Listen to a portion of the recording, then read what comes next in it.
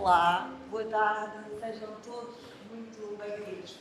20 de maio, esta data é simultaneamente um ponto de partida e uma viagem ao passado. Se recuarmos 4 décadas, assistimos ao nascimento da Fundação Luso-Americana para o Desenvolvimento. E a partir de hoje vamos poder também acompanhar uma série de iniciativas que têm justamente o objetivo de assinalar estes 40 anos de aliança entre Portugal e os Estados Unidos. A primeira delas é esta conferência, Breathing with the Ocean, que nos junta a todos aqui no auditório do Museu dos Coches para ouvirmos 3 keynotes espetaculares, incríveis na sua área, que certamente vamos sair daqui com muito mais sabedoria. O Administrador Executivo da Fundação Oceano Azul, Tiago Pitta o Ocean Ambassador Peter e também o Presidente da Ocean Foundation, Mark J. Stolberg. Mas primeiro vamos ouvir o Presidente da FLAD, Nuno Morais Sarmento, para dar início oficial a esta conferência. Antes ainda, sustendo uma respiração, vamos mergulhar.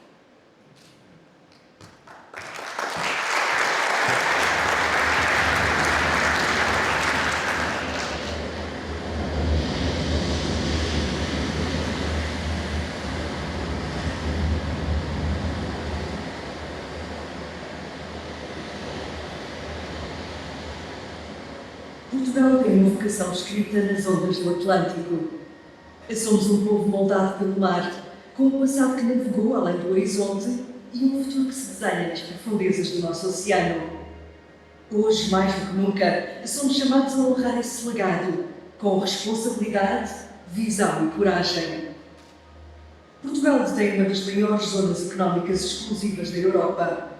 Isso significa poder, mas mais do que isso, significa dever. O dever de liderar pelo exemplo, de provar que é possível crescer, conservar, inovar e proteger. O nosso desígnio azul não pode ser apenas uma agenda política. É um compromisso coletivo com o tempo, com o planeta, com as gerações que ainda não nasceram. Para Portugal, o mar tem de ser mais do que uma geografia. É identidade, é património, é futuro. E é precisamente por isso que este é o tempo de afirmarmos, com clareza e determinação, o nosso desígnio nacional. Mergulhar, viver, respirar com o oceano. Não é ter o mar nas nossas agendas, é levar as nossas agendas para o mar. Este respirar no oceano não será feito apenas com tecnologia ou legislação.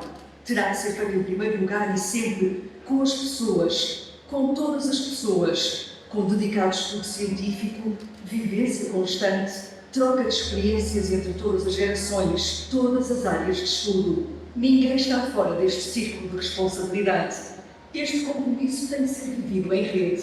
Nenhuma estratégia, por mais ambiciosa que seja, pode-se integrar sem um esforço verdadeiramente transversal. Um compromisso real que une instituições públicas, setor privado, da escola básica à universidade, investidores, cientistas.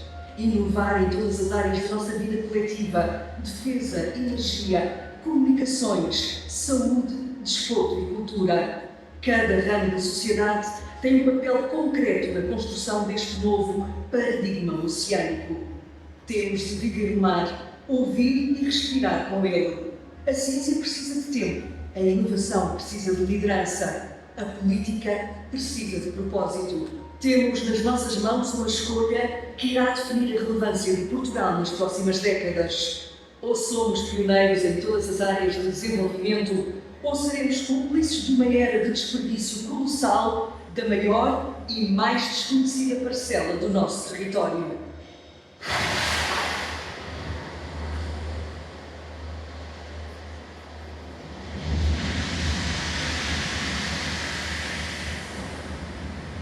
Este filme, curto, mas poderoso, procurei que fosse como que uma sinopse de um sonho. O sonho de um país orgulhoso da sua identidade e, por isso, teimoso em ser livre. Um país consciente da sua posição e da sua história e, por isso, com urgência no futuro. Um país que, em duas dimensões, ultrapassa a sua geografia, no mar e na língua. A língua, tratada e cuidada por tantos, que em tantos países a partilham nos 5 continentes, falemos agora do mar. Não o mar de uma celebração fátua ou de um qualquer novo ministério, nem mesmo o mar de uma eleita prioridade moderna, rapidamente perdida noutras prioridades. O mar deste sonho é um mar muito maior. Não é um mar de grupos ou partidos, não é um mar de classes ou profissões.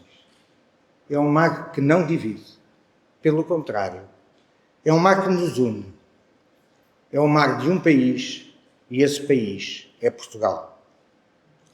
Depois desta breve legenda às imagens a que assistimos, comecemos pelo princípio.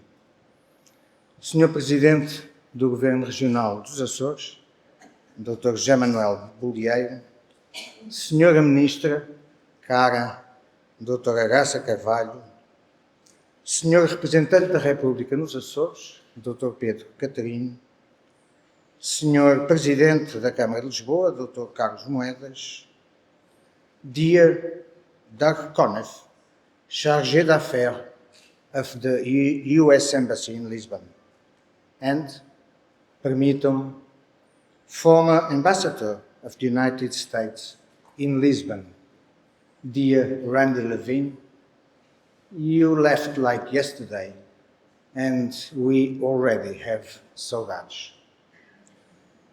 Senhores embaixadores, caras amigas e caros amigos, a urgência deste filme justificava que começasse assim estas palavras. E, no fundo, é também esta urgência que convoca, que hoje nos traz aqui. A presença de cada um de vós tem para nós um significado especial. A presença dos que acompanharam desde o início o caminho da FLAD, como a presença dos que apenas agora a conheceram. A presença de membros do Governo Central e de membros do Governo da cidade. Das fundações, casas amigas neste caminho e das principais instituições com intervenção nesta área.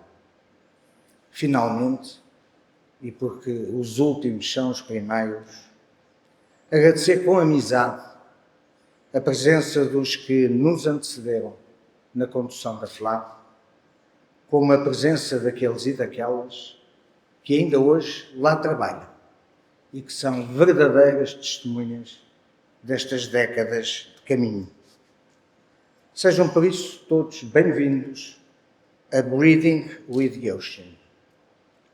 Sejam também bem-vindos à celebração dos 40 anos de vida da FLAD.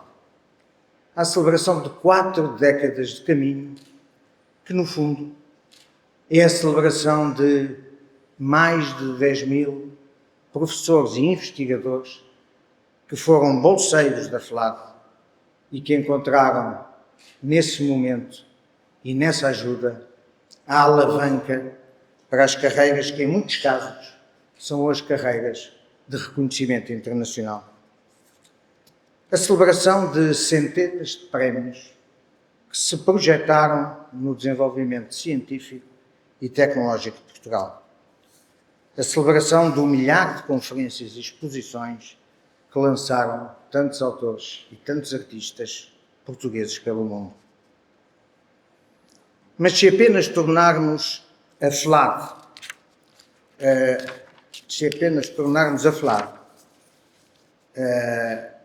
ainda com a celebração dos mais de 100 professores que saíram de Portugal para as universidades norte-americanas e dos mais de 1.800 alunos que ao longo deste tempo, alunos norte-americanos que ao longo deste tempo fizeram de Portugal a sua casa por um ano ou por um semestre.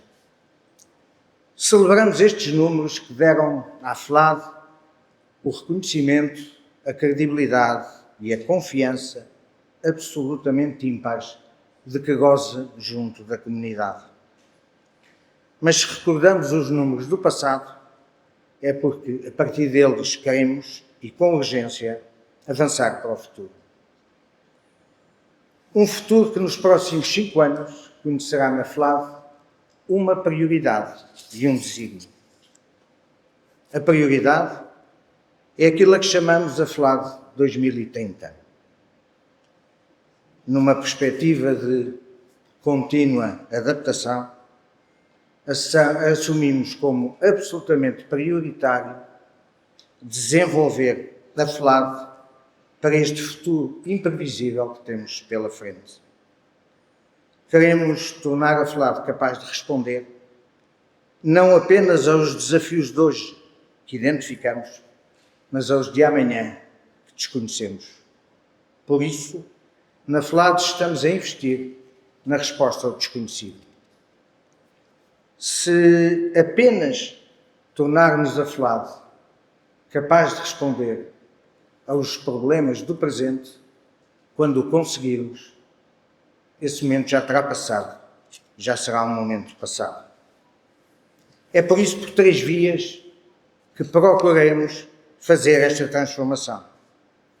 Acelerando a transição digital da FLAD, implementando métricas de impacto alinhadas com os padrões internacionalmente reconhecidos e estabelecendo parcerias estratégicas de valor acrescentado. Queremos, com isto, garantir que, mais uma vez, a FLAD consegue antecipar debates e indicar caminhos de conhecimento. Depois da prioridade, o desígnio, e o desígnio é o oceano. Um oceano que são, na verdade, 2 oceanos. Antes de mais, é este oceano que está na gênese da existência da Fundação e, por isso, o mar tem estado sempre presente, de uma forma simbólica ou mais concreta, em muitas das nossas atividades. Hoje, com este desígnio, queremos fazer desta presença no oceano, na ação da FLAD, uma aposta consciente e estruturada. Mas há também um outro oceano maior. O oceano enquanto vocação de um país. O oceano que se faz valor acrescentado de Portugal na Europa e no mundo. Como há pouco referi, e aqui regresso, o oceano faz-nos maiores do que o nosso território e dá-nos uma presença no mundo que em muito ultrapassa as nossas fronteiras. 1,7 milhões de quilómetros quadrados. É esta a zona de mar sob nossa responsabilidade e que representa 18 vezes o território de Portugal. O mar faz, por isso, Portugal um país central, no meio do Atlântico, e dá-nos a responsabilidade acrescida que esta oportunidade representa. É este o tema que irá conduzir a atividade da FLAD nos próximos 5 anos. Será o oceano o vetor central do plano estratégico para o nosso mandato. E foi por isso mesmo este o tema escolhido para assinalar a data de hoje. O oceano é uma janela de oportunidade e pode ser para Portugal o elemento diferenciador no quadro das nações europeias. Consolidar uma vantagem, ver reconhecida uma especialização e, sendo vocação assim entendida, o oceano é também um projeto. Um projeto com 2 características essenciais: de tempo e de espaço. De tempo, porque é o desafio para uma década, portanto, com um horizonte temporal longo. Um desafio que começa na discussão pública, mas também na academia, nas confederações e nos sindicatos, no Parlamento e nos partidos, na concertação que seja necessária para o acordo de todos. Esta vocação é ou não é consequente na sociedade, mas só é consequente se não for fechada a um setor, mas transversal a todas as áreas da nossa vida. E essa transversalidade penso que se garante de uma só forma, invertendo a lógica que até aqui dominou sempre a nossa intervenção. Não é levar a agenda do mar à governação. É, pelo contrário, levar as agendas da governação ao mar para que se molhem completamente e por igual e, nesse salto, se transformem num caminho de sentido único, que procura e persiste na informação, na investigação, no estudo, na acumulação de conhecimento, na especialização. Olhemos ao dia de hoje. A economia do mar representa já cerca de 5% do PIB nacional e os postos de trabalho cerca de 4% do total nacional. Mais de 80% do comércio mundial é feito por via marítima e Portugal tem, obviamente, aqui um papel de relevo. Mais de uma centena de instituições desenvolvem em Portugal, na área do oceano, os seus testes, as suas experiências, a sua procura de novos caminhos nas diferentes vertentes. E, obviamente, também no turismo, no comércio ou no setor energético, o mar se faz promessa de futuro. E um futuro que se espera promissor. Se estes dados existem na constatada ausência de uma estratégia nacional para o mar, que seja consequente e persistente, convido-vos agora a imaginarem o que poderíamos alcançar se tivéssemos o país mobilizado e definida a estratégia capaz de potenciar a atividade de cada setor. Se isto foi possível, apesar dos avanços e dos recuos, dos períodos em que nos esquecemos do mar, e foram décadas de esquecimento do mar, se isto foi possível apenas e só por impulso absolutamente individual, de pessoas, empresas e instituições, imaginem outra vez o que seria possível com estratégia.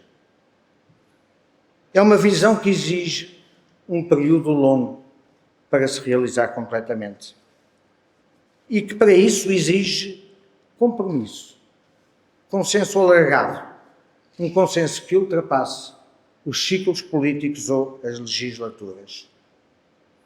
Portugal pode encontrar no oceano a chave que procuramos para o seu futuro. O oceano pode ser o tal elemento diferenciador, a especialização que traga a Portugal, no quadro das nações europeias, o valor acrescentado que pode tornar o país realmente competitivo. O oceano não pode ser, por isso, um tema entre outros. Tem de ser o tema transversal. Das áreas mais evidentes, como os negócios estrangeiros, a defesa ou a ciência, às menos evidentes, como a cultura ou a agricultura, em todas as áreas da governação, afinal em todas as áreas da nossa vida coletiva, sem exceção, terão que se focar no oceano e aportar para este desígnio nacional, identificando os seus contributos para esse valor acrescentado e o caminho preciso para o realizar. Finalmente, só o decurso mínimo de uma década permite acumular o conhecimento em cada uma destas áreas, traduzida em informação, em conclusões e em propostas que sejam inovadoras e que tenham, por isso, interesse no quadro das nações e valor económico para a nossa comunidade. Este desígnio requer uma atitude de persistência e de resiliência. Uma atitude diária, mas duradoura, tendo presente que os resultados só se alcançarão para lá do imediato. Caras amigas e caros amigos, este caminho é um desafio, mas não é um delírio. É improvável, mas não é impossível. Por seu lado, a FLAD tem uma robustez económica e uma autonomia, até relativamente aos países fundadores, que lhe permite olhar a este desafio. Fundação privada por definição e autónoma porque não depende das contribuições de outrem, a FLAD está numa posição única para contribuir na resposta a este desafio. Um desafio que, repito, requer persistência, convoca-nos a todos, exige uma estratégia. O tema central das nossas celebrações é, por isso, o oceano. Mas vamos vivê-lo estando fora de portas, indo ao encontro das pessoas e das comunidades, dos dois lados do Atlântico e também no meio do Atlântico, alicerce para tudo o que construímos. Um programa que começa hoje em Lisboa e que terminará no dia 11 de outubro, em Nova Iorque. Pelo caminho e sempre, um ponto de encontro e de reencontro, os Açores. Vão ser 5 meses intensos de conferências, de concertos, de exposições, de podcasts e até de uma coleção de livros. E no dia 4 de junho, numa edição de Vinho Madeira, evocativa do momento fundacional e que se chama Independence Day. Por tudo isto, procuramos, para esta primeira conferência, contar entre nós aqueles que melhor poderiam contribuir para começar a responder a este desafio. Por isso mesmo, desafiámos o Tiago Pitta, uma das vozes mais empenhadas nesta causa e há muitos anos, a estar connosco hoje neste momento de celebração e de reflexão. A ele juntam-se Mark Spalding e Peter Efferman, a quem agradeço a disponibilidade para estarem aqui hoje connosco. A sessão conta com a moderação da Rita Rodrigues, que muito prontamente aceitou o convite para se juntar a nós. E ainda, com um final desafio que vos deixo, o desafio a todos os que aqui estão para que garantam o vosso bilhete e se juntem a nós no dia 11 de outubro, em Nova Iorque, na data em que encerramos as celebrações, levando a nossa Amália de regresso à América. No palco mais carismático de Nova Iorque, no Carnegie Hall, atuarão 120 músicos da Orquestra Sinfónica Portuguesa, que se estreia nos Estados Unidos, no que esperamos seja uma grande celebração da cultura portuguesa. Expresso a esse propósito o meu indispensável agradecimento também à égide e ao parte, na pessoa dos seus presidentes que aqui estão. E, sobretudo, o agradecimento ao comissário, ao amigo, ao comissário destas celebrações dos 40 anos da FLAD, o David Lopes, que imediatamente se juntou a este meu sonho.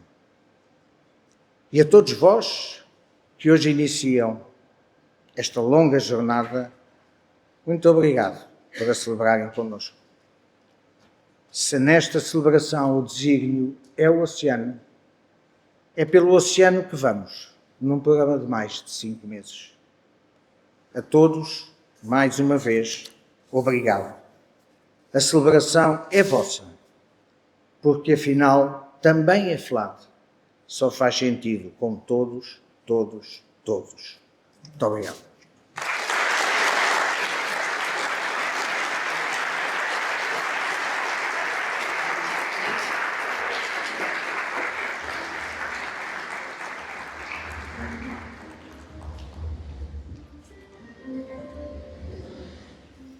E depois destas acolhedoras palavras de boas-vindas, vamos então dar início a esta conferência, começando por ouvir os convidados da FLAD para a Breathing with the Ocean. Vou começar por chamar o administrador da Fundação Oceano Azul, desde a sua criação em 2017. Tem uma carreira internacional de mais de 2 décadas, nomeadamente nas Nações Unidas e na Comissão Europeia, onde sempre defendeu uma governação mais forte do oceano. E em 2021 foi galardoado com o Prémio Pessoa, o mais prestigiado prémio da cultura e da ciência portuguesas. Peço um aplauso para chamar ao palco Tiago Pitta.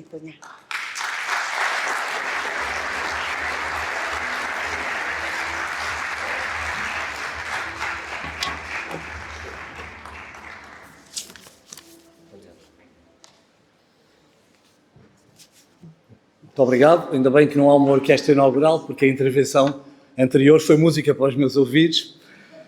Eu começaria, se me permitem, por saudar o Sr. Presidente do Governo Regional dos Açores, Dr. José Manuel Bolieiro, a Sra. Ministra Graça Carvalho, Ministra do Ambiente e da Energia, e, obviamente, o Sr. Presidente do Conselho de Administração da Fundação Luso-Americana para o Desenvolvimento, Nuno Morais Sarmento, todos os membros do Conselho de Administração, o Comissário para as Comemorações, David Lopes, os senhores embaixadores, as senhoras e senhores embaixadores aqui presentes e todos, obviamente, caros amigos, muitas caras amigas, minhas senhoras e meus senhores.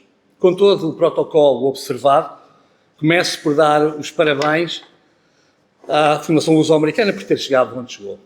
40 anos de serviço a criar pontes entre Portugal e os Estados Unidos, no capítulo da aproximação entre academias, escolas de conhecimento, na criação de laços criados pelos académicos portugueses e pelos seus congêneres norte-americanos, pelos agentes culturais.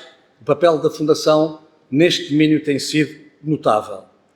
Não havendo nem fundos, nem redes, nem programas entre Portugal e os Estados Unidos, como existem na União Europeia, no âmbito da União Europeia, a Fundação desenvolveu aqui um trabalho fundamental e preencheu uma lacuna muito importante. Eu próprio, enquanto residente dos Estados Unidos, durante vários anos, participei e testemunhei em vários eventos da Fundação nos Estados Unidos e no trabalho que, no terreno, paulatinamente, mas com consistência e perseverança, sempre foi efetuado. Não me esqueço, aliás, porque tenho um carinho especial, de uma visita à Universidade de Berkeley, onde, no longínquo ano de 1995, representei o meu pai num encontro de professores de Direito nessa universidade, a pedido dele e da Fundação Luso-Americana para o Desenvolvimento. Obviamente que este trabalho tão longo e que vem de tão atrás significa pelo menos uma geração de pessoas dedicadas, desde esses idos da década de 80, a este trabalho. E não podendo nomear todas essas pessoas, devo referir aqui o nome do Dr. Rui Machete, meu querido professor de Direito na Faculdade de Direito do Estado Católica, para em seu nome prestar homenagem a todos os que antes e hoje ainda fazem esta fundação e prosseguem a sua missão. Não posso deixar igualmente também de ter a oportunidade de referir Charles Buchanan, um incansável membro do Conselho de Administração da Fundação, que foi no passado um dos principais responsáveis pelo interesse desta organização no tema escolhido hoje, o oceano. Uma vez que foi verdadeiramente a Fundação Luso-Americana que iniciou em Portugal uma discussão académica sobre este tema por alturas da preparação da última exposição mundial do oceano, dedicada ao oceano, a Expo 98, no final do século passado. E por isso recordo as palestras, os seminários e as viagens em que participei, já nessa altura, convidado sempre pela Fundação Luso-Americana, e que muitas vezes também pela vontade de Charles Buchanan, a quem, por nos ter deixado há muito pouco tempo, aqui presto uma devida homenagem. Mais do que apenas simbólica, por isso esta minha participação aqui hoje é também um agradecimento pelo pioneirismo da Fundação no tema do oceano em Portugal e por me ter dado a oportunidade, naquela altura, no início da minha carreira, de poder trabalhar com a Fundação naquilo que era já o tema e a causa do mar. Desculpem, pois, esta incursão pelos terrenos da memória, mas passarei já às mensagens que vos queria trazer hoje. Obviamente que começo também a minha intervenção por cumprimentar os meus colegas de painel, o Mark e o Peter, a quem conheço há mais de 20 anos, e que saberão muito melhor do que eu, com palavras muito mais sábias, desenvolver este tema do oceano. Eu, pela minha parte, irei apenas abordar algumas ideias principais. A primeira delas, para falar um pouco sobre a realidade da situação do oceano em 2025. Acho que é por aqui que devemos começar. E aqui, permitem-me que, obviamente, com a costela de conservação da natureza que tenho desenvolvido, ao trabalho, ao serviço da Fundação Oceano Azul, que possa referir um pouco, não apenas aquilo que se passa hoje com o oceano, mas aquilo que nós pensamos que poderá ser necessário realizar para conseguirmos chegar a uma nova idade, uma idade de bom senso, que no caso do oceano é uma idade de agir, de tomar decisões, de selecionar, de optar. E por isso, minhas senhoras e meus senhores, o oceano atravessa hoje, acho eu, toda a gente sabe, de alguma maneira, uma crise profunda. E posso sublinhar a palavra profunda. E diria isto que, apesar das pessoas saberem, porque ouvimos falar nos plásticos e nos microplásticos, ouvimos falar na destruição dos corais, dos recifes de coral, ainda assim, entre saber-se e ter uma profunda consciência, compreender-se, vai uma grande distância. E por essa razão não tomamos ainda as medidas que devemos tomar e que são proporcionais à dimensão desta crise. Ainda hoje continuamos, no fundo, com um quadro que eu diria cultural, que vem dos primórdios da humanidade, a olhar o oceano como algo de infinito, algo de indestrutível. E por isso ainda hoje continuamos a poluir o oceano, principalmente com poluição de origem terrestre, nas zonas costeiras, e o oceano continua a ser um pouco o terminal de todos os dejetos da nossa humanidade, de uma maneira ou de outra. E, portanto, se começámos já milhares de anos, antes da Revolução Agrícola, a pegar fogo às florestas para comer os animais, depois a secar os pântanos para fazer agricultura, mais tarde a desviar os cursos de alguns rios, nós hoje acabámos, sem termos tido consciência disso, a alterar profundamente os grandes sistemas de suporte de vida no planeta, aos quais me vou referir, e o oceano em particular. A poluição, como dizia, de origem terrestre é algo profundamente preocupante ainda hoje.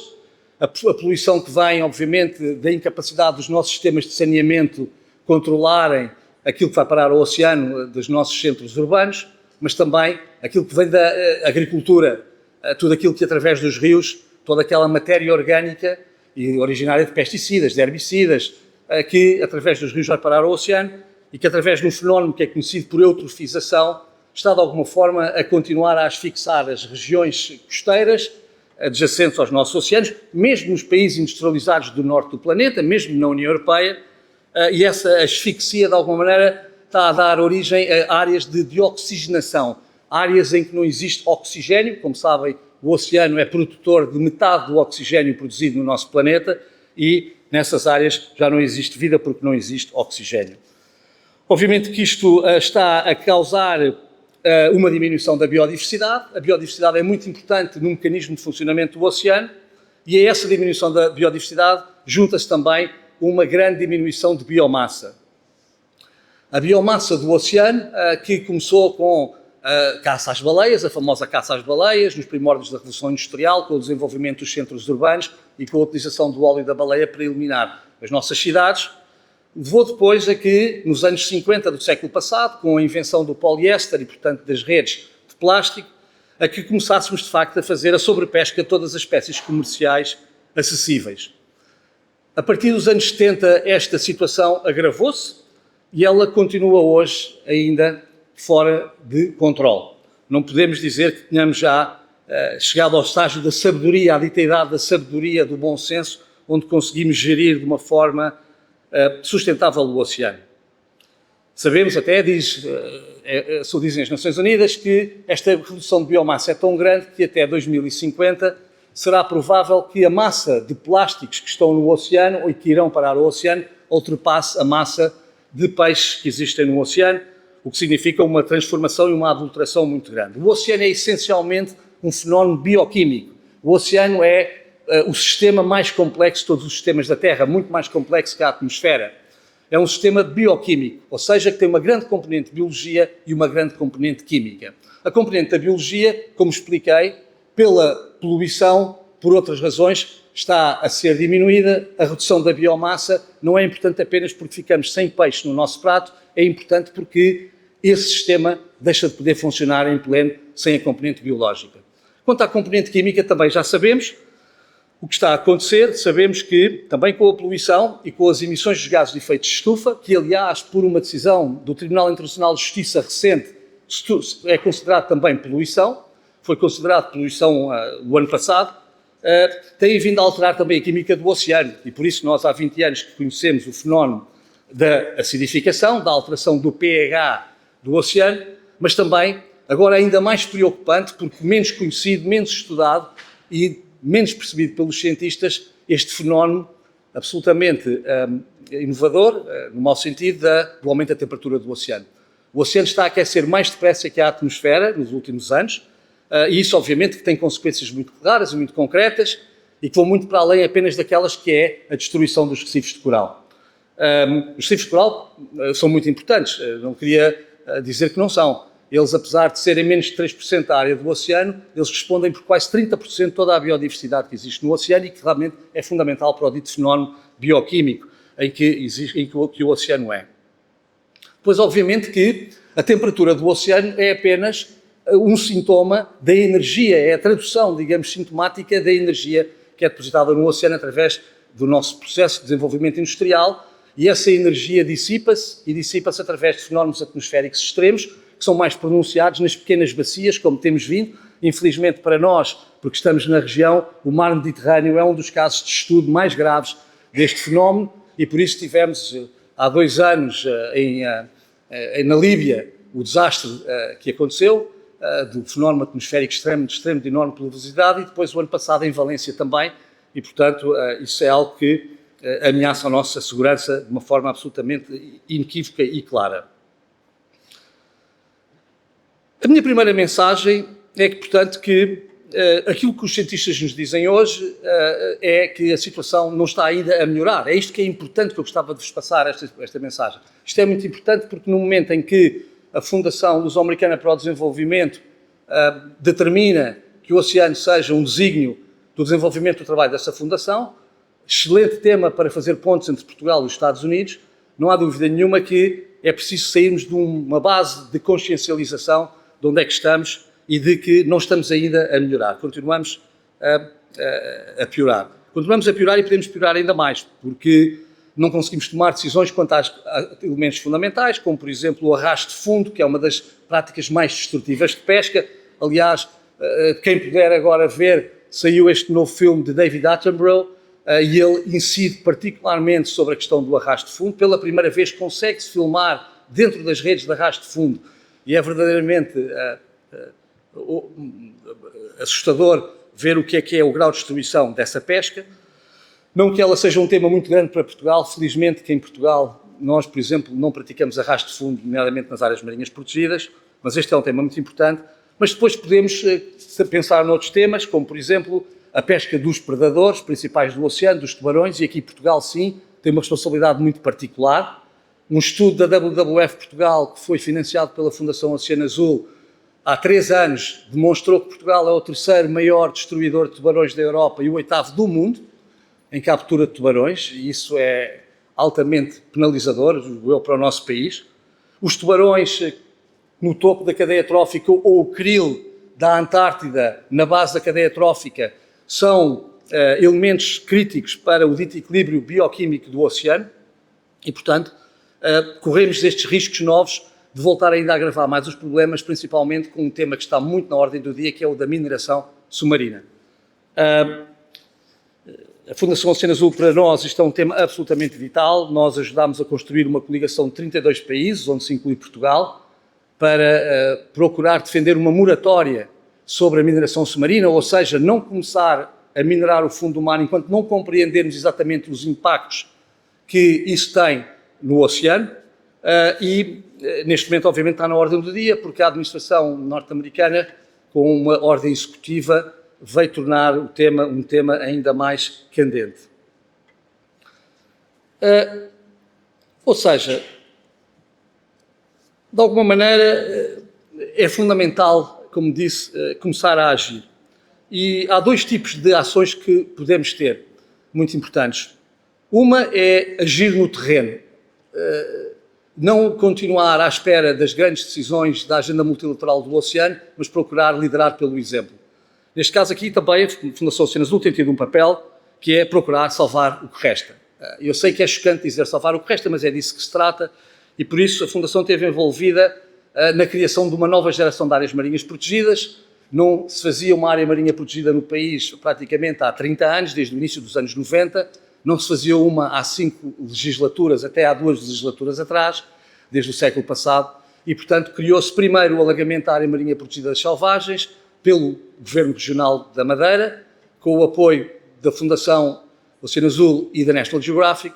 Criou-se depois a área marinha protegida do Algarve, que foi ainda aprovada há 2 governos atrás, mas que começou a ser implementada, francamente, por mão da Sra. Ministra do Ambiente e da Energia neste governo, que ainda está, digamos, provisoriamente ainda em vigor, e criou-se também, obviamente, aquilo que é mais emblemático, talvez pela escala, que é a rede das áreas marinhas protegidas dos Açores, pela mão e pelo mérito do Governo Regional dos Açores e principalmente do Presidente do Governo Regional dos Açores, aqui está, e a quem eu peço uma salva de palmas.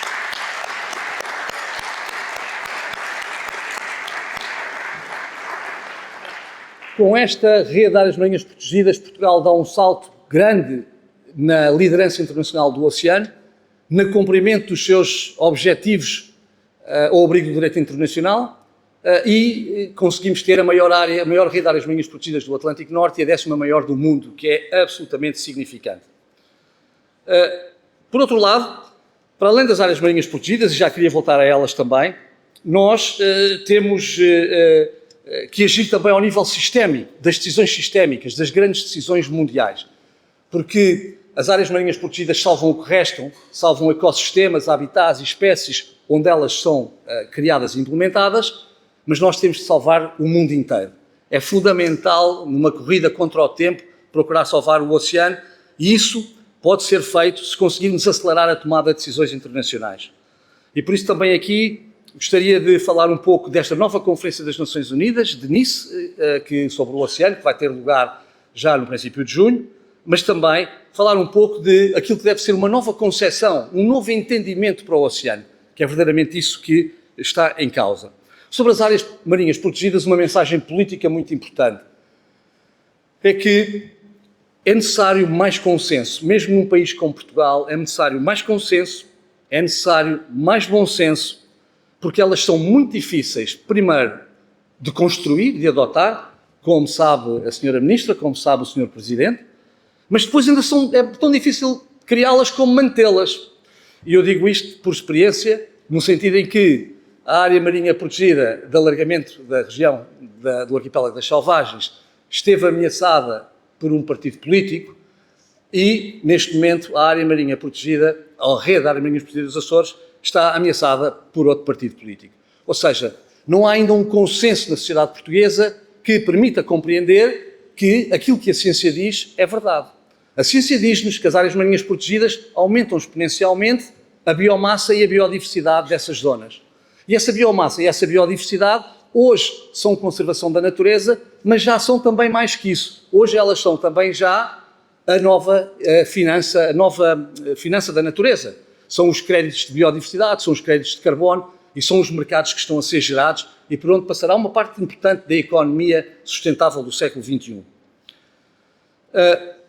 Obviamente que estas coisas acontecem também porque no mar não há eleitores, os peixes não votam, os pescadores votam e, portanto, temos aqui realmente um tema que tem de ser muito debatido na sociedade portuguesa para ele poder ser conciliado.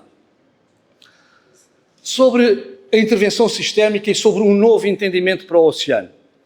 E sei que estou consciente que tenho mais 4 ou 5 minutos para terminar a minha intervenção Eu diria que aqui uma ideia basilar é perceber que o oceano não é apenas um espaço geográfico como nós o vemos ainda hoje.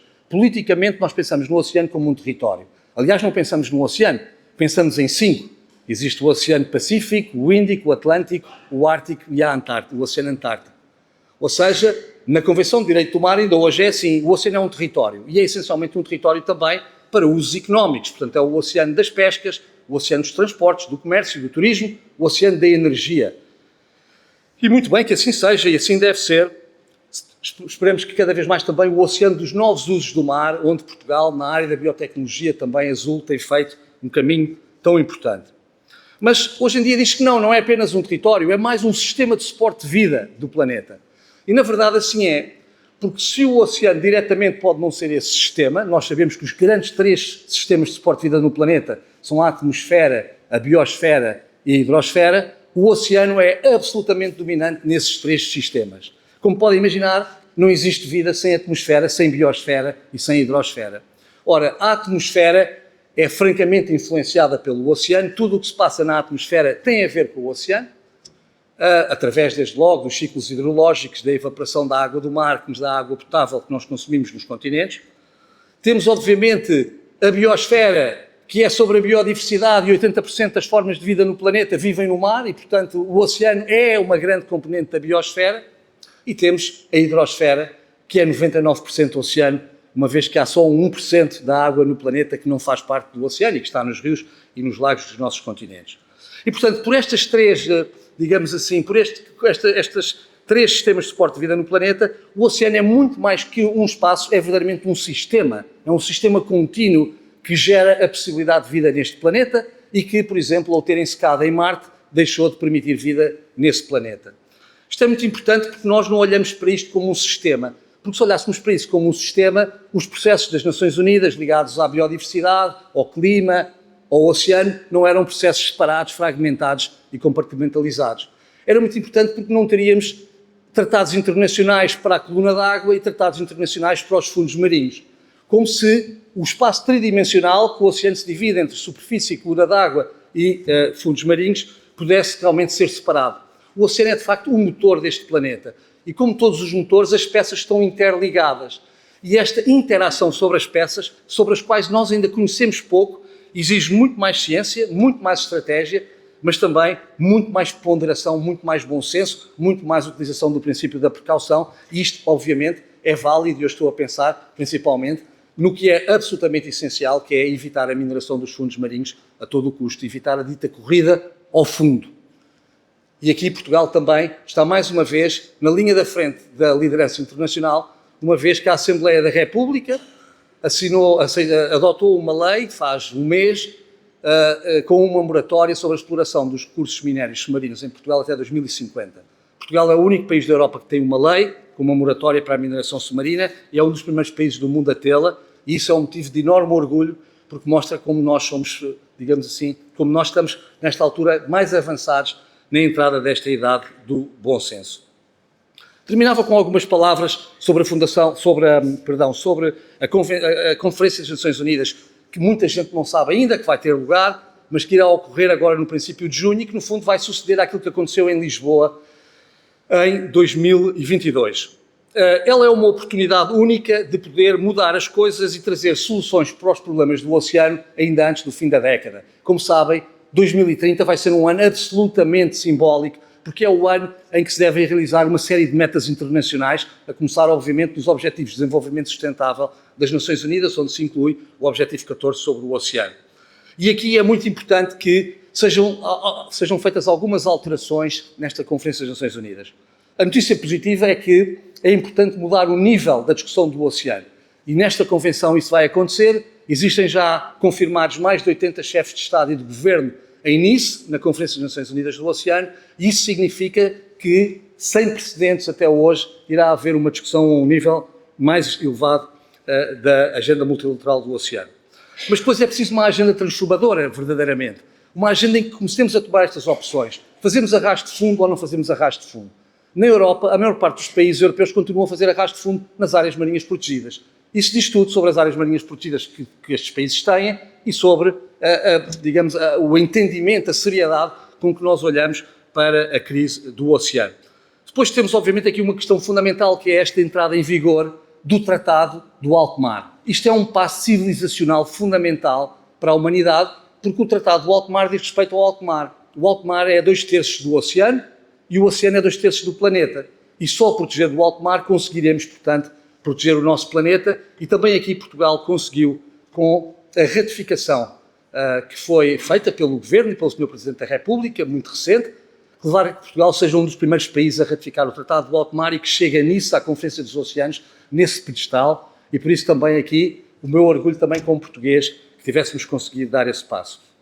Uma nota final para aquilo que é necessário relativamente ao futuro. É fundamental ter uma agenda transformadora, mas não basta ter uma agenda transformadora. O oceano não tem conseguido obter decisões porque a regra do consenso impede que haja uma progressão tão rápida quanto seria desejável em muitos dos pontos da agenda do oceano. E aqui Portugal pode ser um arquiteto. Pode ser o arquiteto de uma nova aliança daqueles países que querem ir à frente e que querem tomar, eles, a nível nacional e por influência da agenda internacional, a liderança do oceano. Uma Blue Future Alliance para o oceano. Aqui deixo o repto e agradeço muito, mais uma vez, à Fundação Luso-Americana para o Desenvolvimento a oportunidade que me deu para poder passar aqui algumas mensagens e agora fico a ganhar a inspiração que me vai ser dada pelas intervenções dos meus colegas Peter e Mark. Muito obrigado.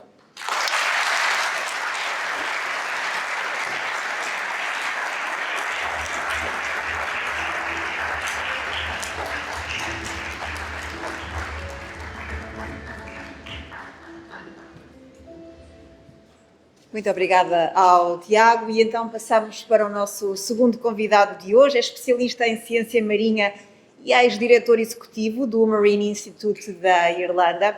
Ele transformou a instituição, que era de um único colaborador, passou a 200 com um orçamento de 62 milhões de euros. Atualmente integra a missão da União Europeia restaurar os nossos oceanos e águas. É membro do Conselho Consultivo Estratégico da Fundação Oceano Azul. Eu peço uma salva de palmas para chamarmos ao palco Peter Heffernan. Welcome.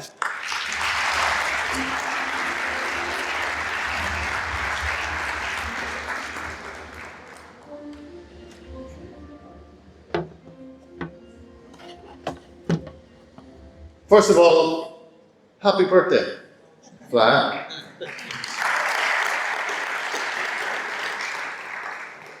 And while I do not speak Portuguese, that does not mean to say I cannot try.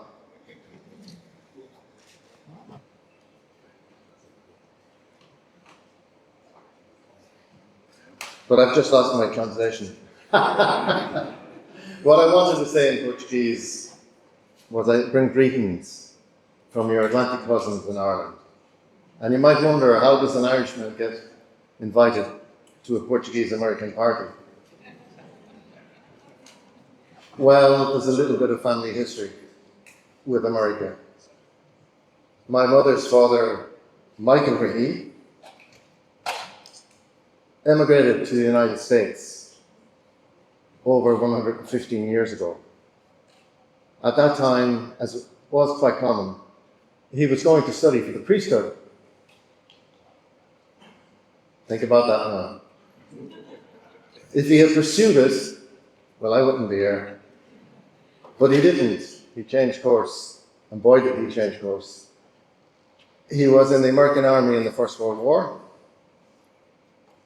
And after the war, during Prohibition in New York City, if I say the word speakeasy, how many hands understand it?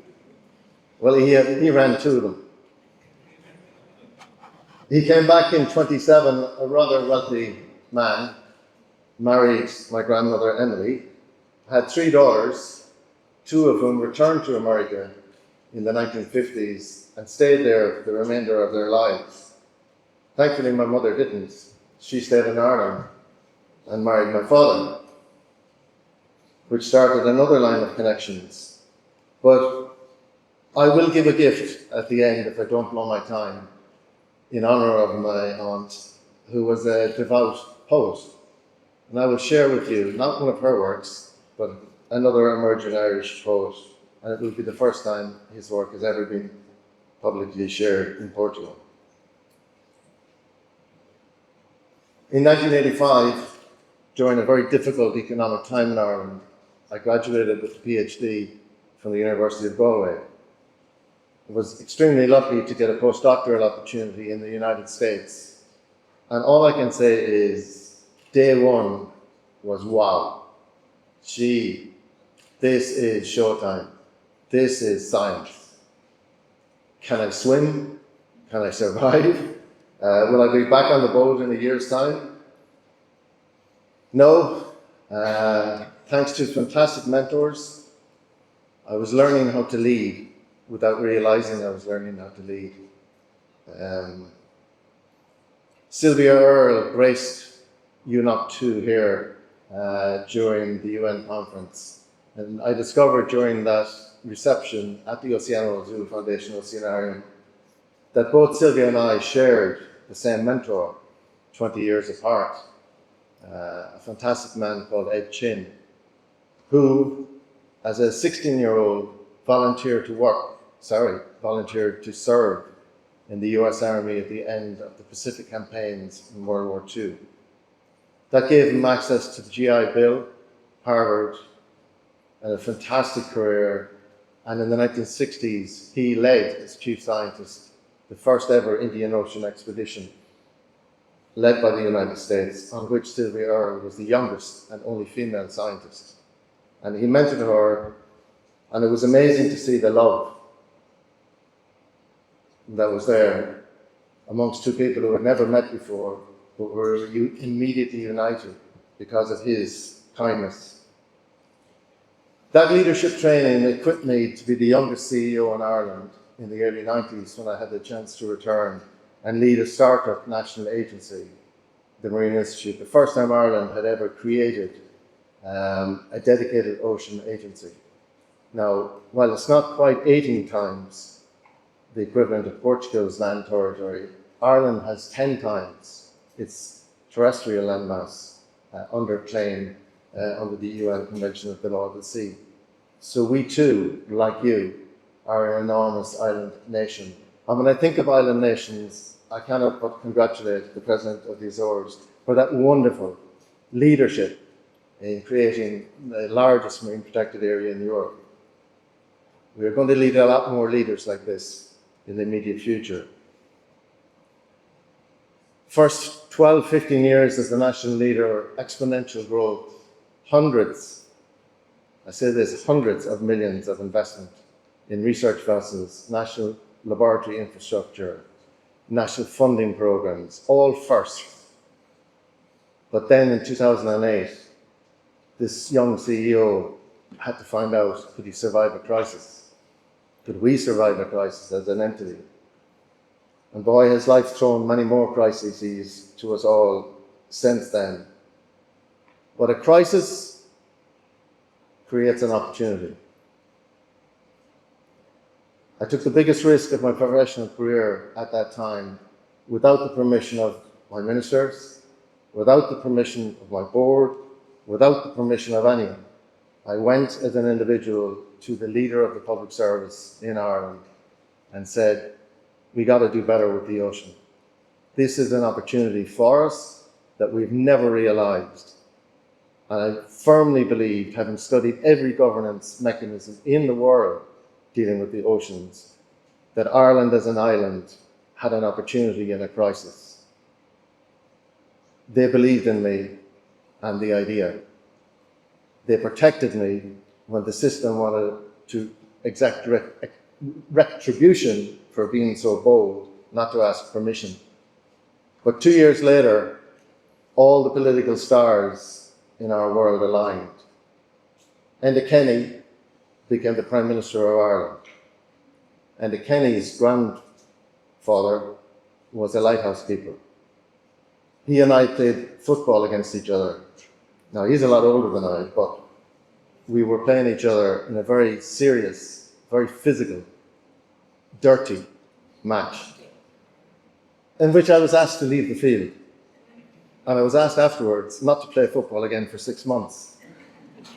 He loves telling this story, on occasions in the White House in subsequent years, he would roll up his trousers and show the senator from Iowa or the senator from Massachusetts, look what he did to me, look what he did to me. And he did it again in Paris only 2 weeks ago, when with Tiago we were hosted by President Macron.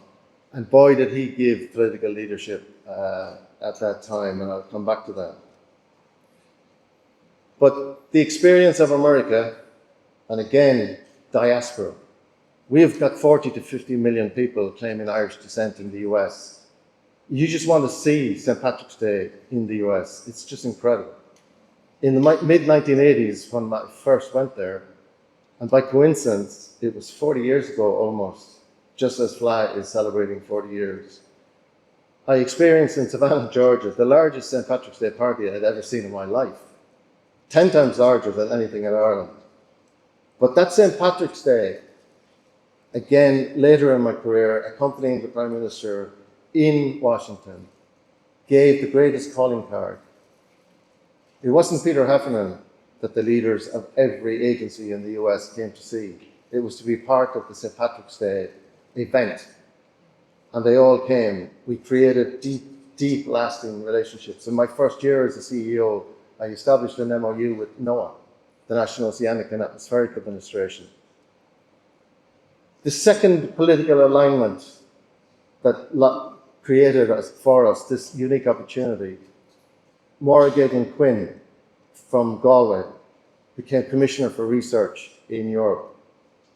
And during her tenure, she doubled practically the science budget in Europe. Only Rita Caldwell, as the director of the National Science Foundation in the US during her tenure, did anything of that scale in one tenure. We were at a Destination Europe event in Harvard Square, Boston, in 2012, and over a cup of coffee, 4 people created the idea of an Atlantic Ocean Research Alliance, binding the European Union, Canada, and the United States of America into a cooperation framework on the ocean. My first ambassadorial task was during the lead-in to seeking agreement with the US on that, because very quickly, the very talented Director General for Research, Robert Jan Smits, discovered that Eurospeak is not DC speak. The draft from Europe just did not cut it. In a panic, the Commission reached out to Ireland as President of the European Union at that time to act as ambassadors for this agreement. With 40 million of us out there, we do speak American, as well as we speak Brussels. So we were able to smooth over the issues, get the agreement, and in 2013, the Galway Statement was launched. That, in 10 years, grew to be the largest science diplomacy exercise that Europe is involved in. It has put together over 1,000 scientific teams working on the ocean issues, all agreed priorities together. Europe has been fantastic in funding and putting real political weight behind it. I would also like to congratulate former Commissioner Moylish, who in 2017 followed it up with the Belen Statement, which extended the partnership to the South Atlantic with Brazil and South Africa, and now it's pole to pole. And as we celebrated 10 years of Galway in 2023, another idea was formed in the presence of the Prime Minister of Ireland, Micheál Martin. We asked of him to do something bigger for the ocean as part of the Irish presidency in 2026, the latter part of 2026. He turned around to me and said, "You don't do subtle, do you, kid?" No, not when we're in a crisis, not when the ocean needs us as much as we need it. It will survive when we are gone if we do not pay attention to the ocean. It is our life insurance policy. It is our life support system. If we do not rise to this challenge, we will let down our subsequent generations. Tiago and I were part of a team in 2018-19 who produced the Starfish mission report. I proudly say it was the most ambitious moonshot about the oceans ever produced in Europe. But in classic bureaucratic format, it was watered down in the subsequent years and has only been implemented at a third of the pace at best. Tiago and I don't like being watered down. We don't like being pushed aside, and we don't like the ocean being left aside. So we decided we're not going to let this stick, we're not going to let this stand. And with the support of the Oceano Azul Foundation, an idea in June 2023, by November 2023, the foundation was behind making a difference on this one, starting a campaign for an ocean pact. By April, a manifesto was published in advance of the European election. And please bear with me as I stress the key components of what is our ask of the body politic in Europe. Prioritising a strong and competitive European sustainable blue economy, to tap into the economic potential of developing existing sustainable ocean industries, to promote, innovate sustainable carbon neutral economic sectors, to protect and restore the ocean and waters, to recover not only their natural capital and ecosystem services, but also allow the functioning of the overall ocean system. Zero pollution, a commitment to cleaning European ocean and waters. Freshwater, ocean, it's all one. It's all one water system. Building knowledge and citizen awareness for ocean sustainability and improved ocean governance. Revamp the ocean and seas governance in the EU. Strengthen international cooperation and coordination. Adopt a new geostrategic approach to the ocean for a sovereign, safe and powerful Europe. This is our level of ask. And when it comes to governance, we have experience. Back in 2012, when he was elected, Enda Kenny, as a Prime Minister, backed the idea of forming a whole-of-government plan for the ocean in Ireland. At that time, it was part of a national economic recovery. We, like you, were on the cliff edge, hanging by our nails. We needed an economic return, a bounce back, and we promised sustainably to double the ocean economy as part of that national recovery within a decade, and we did.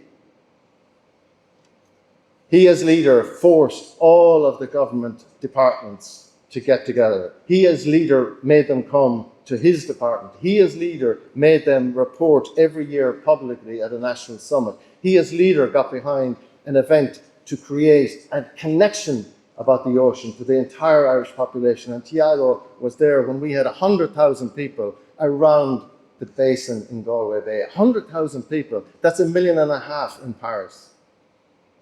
These are the kind of real connections that we need to demand of our leaders now, to change the dial for our grandchildren.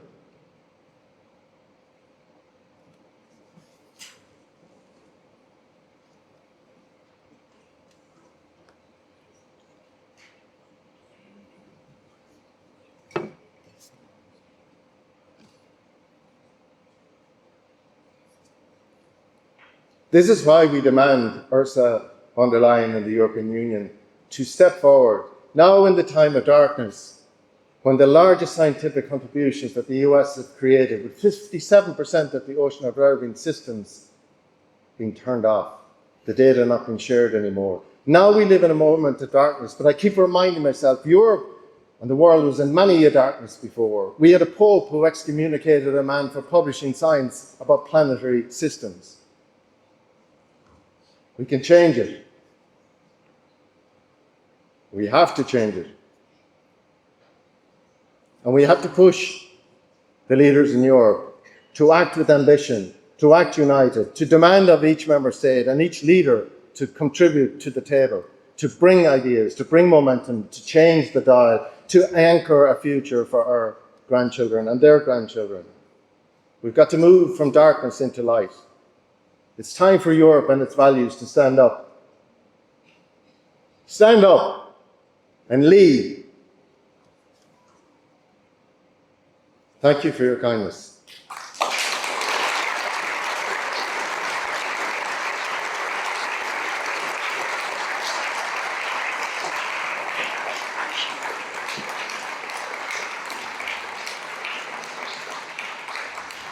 And now my gift from an emerging Irish poet who will go by the pen name Lighthouse for the moment. Back in the limo as we enter our moor, past bobbing boats, bracing golfers play, the gorgeous purple sweep of Galway Bay. Carpets our arrival for Atlantic Declaration Day. We turn together to embrace the sea, intoning like the windswept Skellig monks, our De Profundus to the Atlantic's mystery.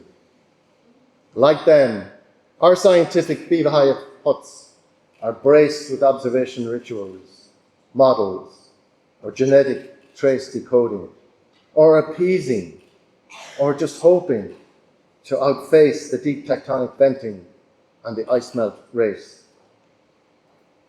Below, on the seafloor, the steady flitting of the ocean drone, the deep sub-sonar whale song, ping in tones, that all is not lost, as all is far from found. The ocean's pulse with promise, hope abounds.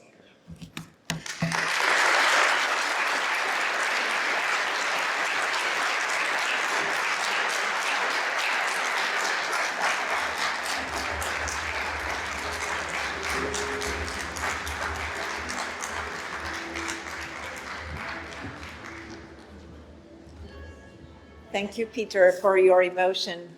It was quite touching.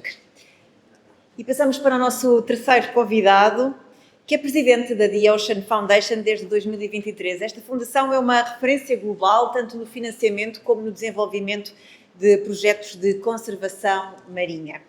Ele é especialista em direito ambiental e políticas oceânicas e criou o Seagrass Grow, que é o primeiro programa de compensação de carbono azul.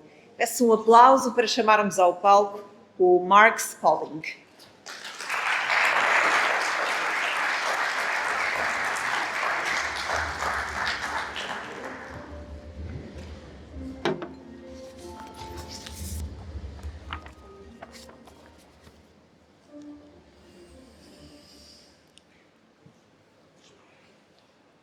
Boa tarde, distinguished guests, colleagues, and friends. It is a tremendous honor to be with you this afternoon as we celebrate the Luso-American Foundation's 40th anniversary by breathing with the ocean. Thank you to Dr. Sarmento and Paula for inviting me to speak on this momentous occasion. Before I begin, like Tiago, I would like to take a moment to remember our friend Buck Buchanan, who was a leader at FLAD and for its community, and who was the visionary to integrate transatlantic ocean issues into its agenda.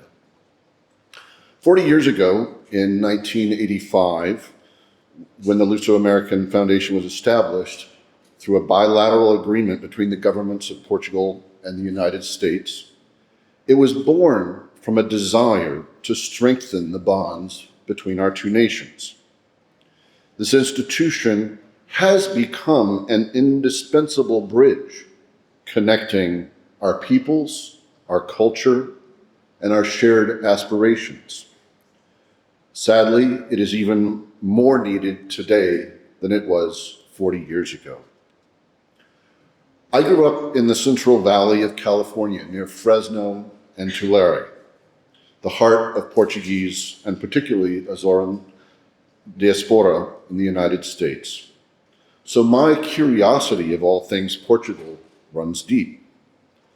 Thus, I have been pleased to learn about the academic exchange between Fresno State University and the University of the Azores, as well as the Sister Cities programs that happens to include Tulare, California, and Angra do Erosimo in the Azores, pardon my attempt, all of which are supported by FLAD.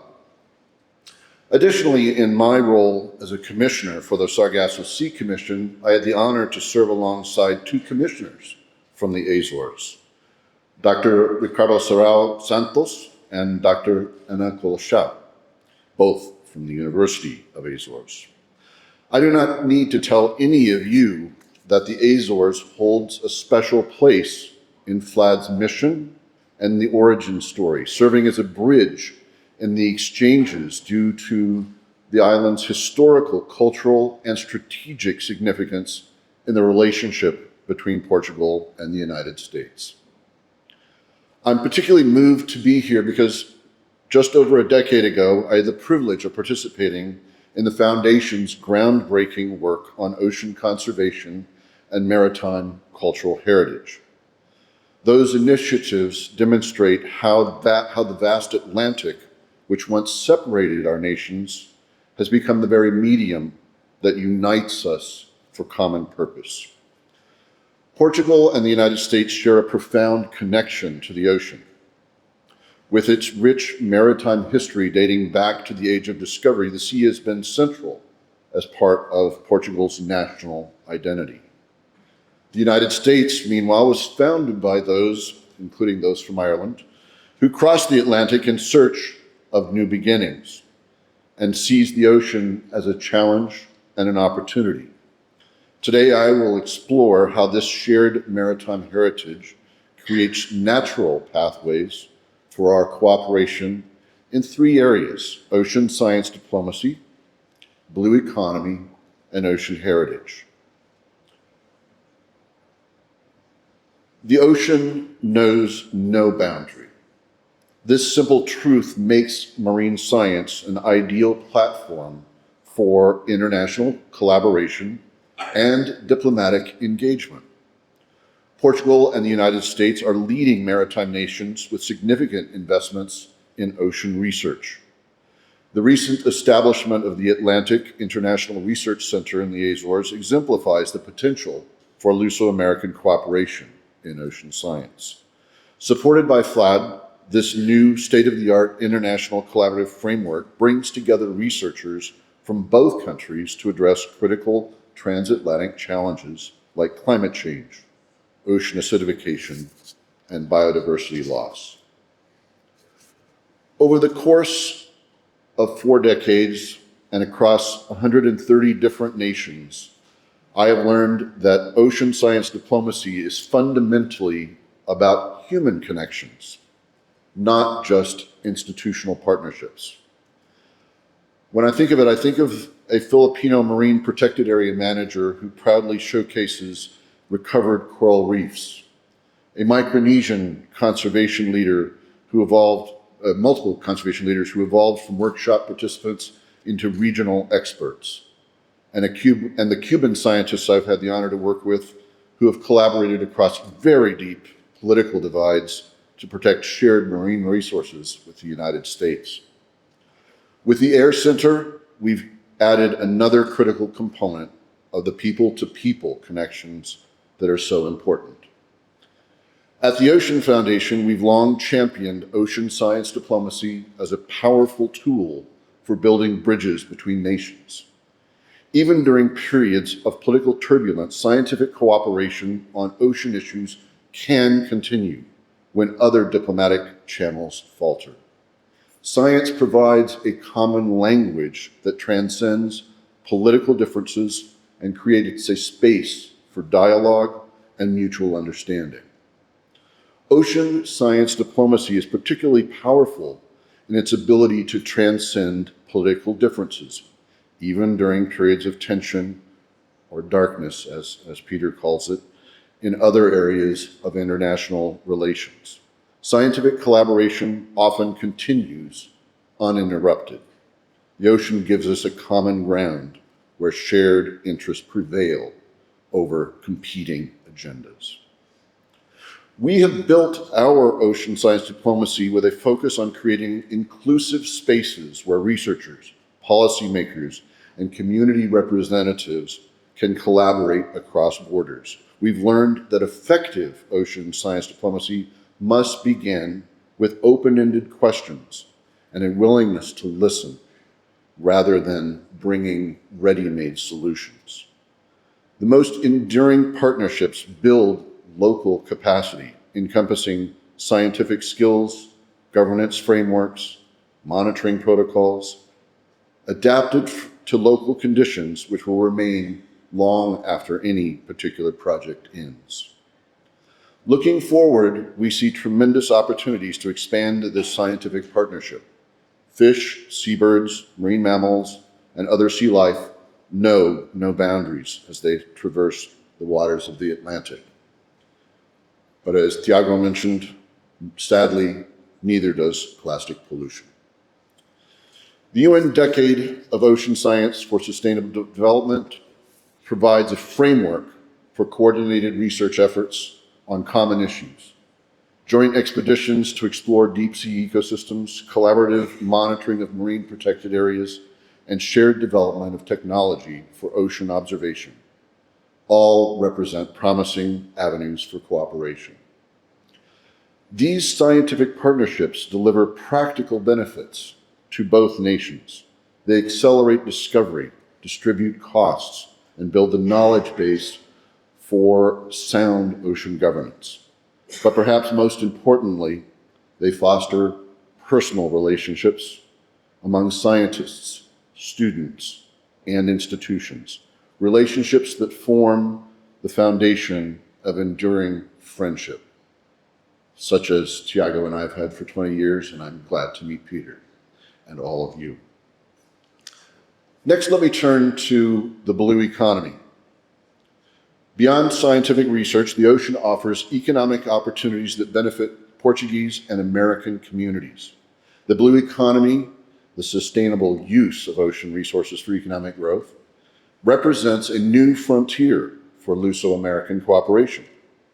At the Ocean Foundation, we are tracking 3 powerful trends in the blue economy that we think represent tremendous opportunities for that collaboration. First, renewable ocean energy, particularly offshore wind, which has seen extraordinary growth with 326% increase in the EU between 2015 and 2021. Despite temporary challenges such as supply chain bottlenecks and permitting delays, the long-term potential for renewable ocean energy remains strong as costs continue to fall and technologies improve. The second trend is blue biotechnology, which is also rapidly expanding with innovations in pharmaceuticals, biomaterials, and aquaculture systems derived from marine organisms. This sector drives economic growth and contributes to biodiversity preservation through habitat restoration. Third, sustainable aquaculture represents the fastest growing food production sector globally. By 2030, it's expected to provide 60% of all seafood for human consumption, addressing critical food security concerns while creating jobs in coastal communities. Portugal's strategic location and extensive maritime territory position it to be a gateway to the Atlantic and Europe. The United States brings additional technological innovation and market scale. Together, our nations can pioneer sustainable approaches that address both economic opportunities and the serious threats facing our global ocean, including climate change, overfishing, and pollution. This said, the contrast right now between policy approaches is sadly very striking. The European Union has positioned itself as a leader in ocean sustainability through its comprehensive blue economy strategy, committing to protect 30% of marine areas by 2030 and mobilizing over €1 billion in ocean-friendly investments.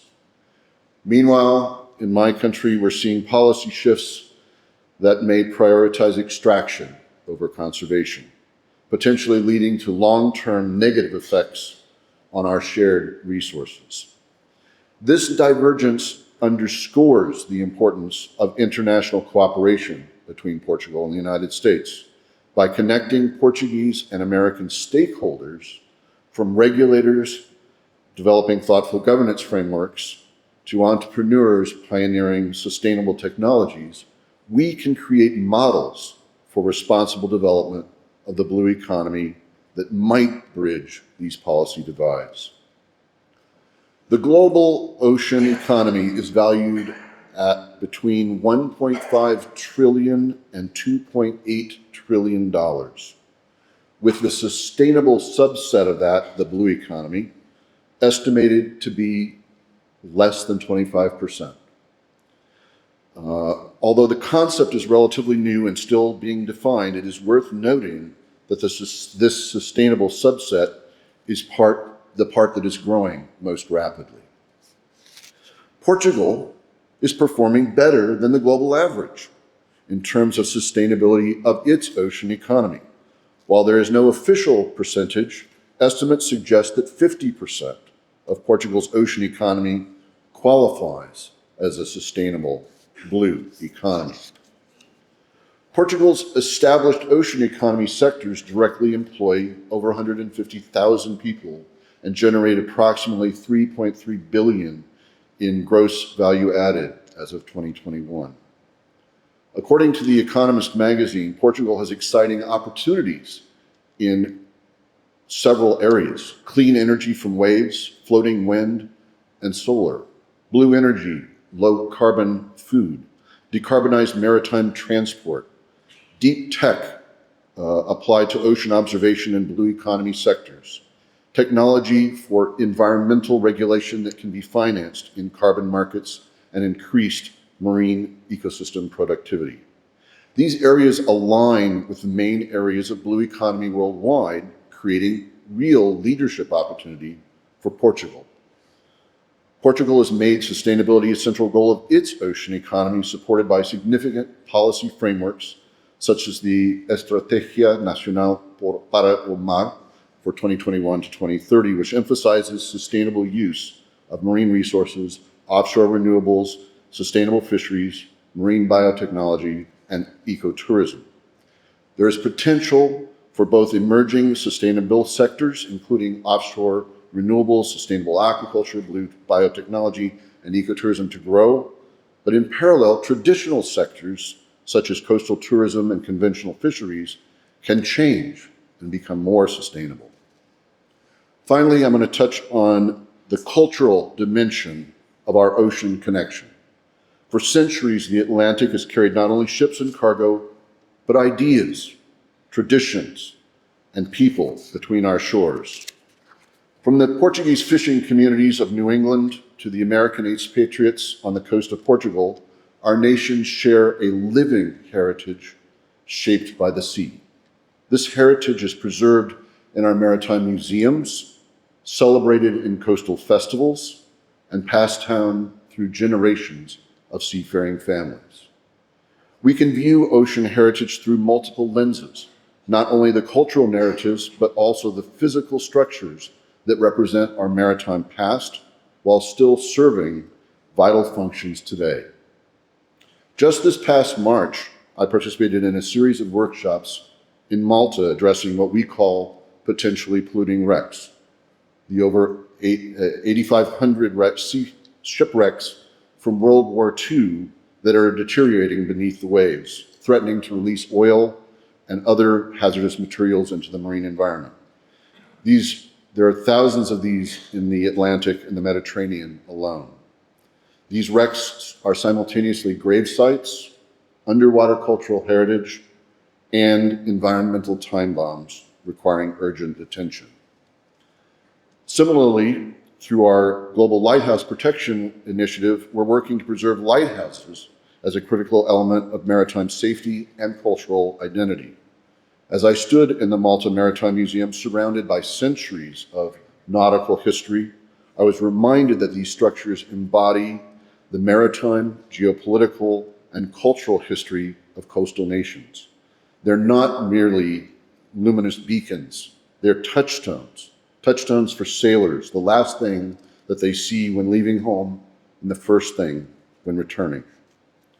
The Luso-American Foundation has already done remarkable work documenting our shared heritage. Your oral history projects capturing the stories of Portuguese immigrant fishermen in Massachusetts and California have preserved invaluable first-hand accounts of maritime life. Your support for restoring historic vessels has helped maintain tangible links to our shared seafaring past. Looking ahead, digital technologies offer new possibilities for connecting communities across the Atlantic. For example, virtual reality experiences could allow visitors to Portuguese maritime museums to explore American whaling ships. In contrast, augmented reality might help tourists in New Bedford understand Portuguese influences on our local architecture and cuisine. This cultural dimension of ocean connections does more than preserve history. It builds mutual understanding and appreciation, which underlie all successful international relationships. By celebrating our shared maritime heritage, we reinforce the human bonds that give meaning to diplomatic agreements and economic partnerships. In conclusion, as we celebrate 40 years of Luso-American Foundation, the ocean offers a powerful metaphor for the relationship between our two countries. It is vast, it is deep, it is ever-changing, yet enduring. We are connected by distant shores. The Foundation's work has demonstrated how ocean science, the blue economy, and maritime heritage can strengthen the ties between Portugal and the United States. By building on these natural connections, we can ensure that the next 40 years bring even greater cooperation and mutual benefit. Just as the ocean connects us physically, it also connects us in terms of responsibility. Together, we must be stewards of this shared resource, ensuring its health for future generations of Portuguese and American citizens. Thank you for your attention this afternoon and for your dedication to Luso-American friendship, even in this dark time, and for allowing me to participate in this significant anniversary celebration. May the tide of cooperation between our nations rise again.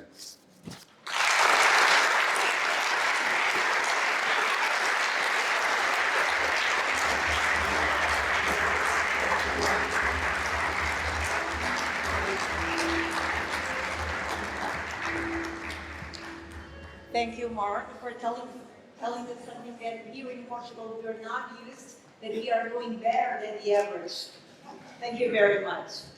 Bem, estão apresentados os nossos três convidados, é com eles que eu vou ter a honra de conversar dentro de instantes. E lembro que esta conferência será depois encerrada por sua excelência Presidente da República, mas quando é hora de termos aqui alguns minutos para trocarmos algumas impressões sobre aquilo que acabámos de ouvir. Guardem em pausa e estamos todos de regresso dentro de instantes. Obrigada.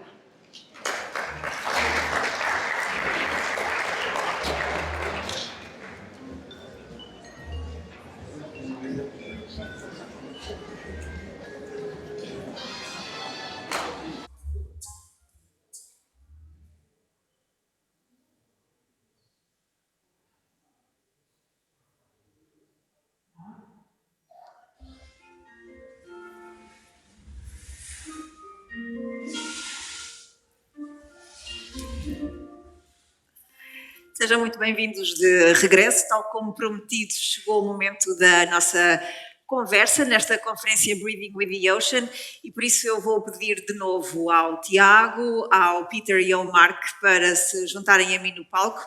Please come to the stage. E antes de começarmos a nossa conversa, vamos aqui tirar uma fotografia de família. Just a short moment for a family picture that this gentleman just asked me. to celebrate this anniversary.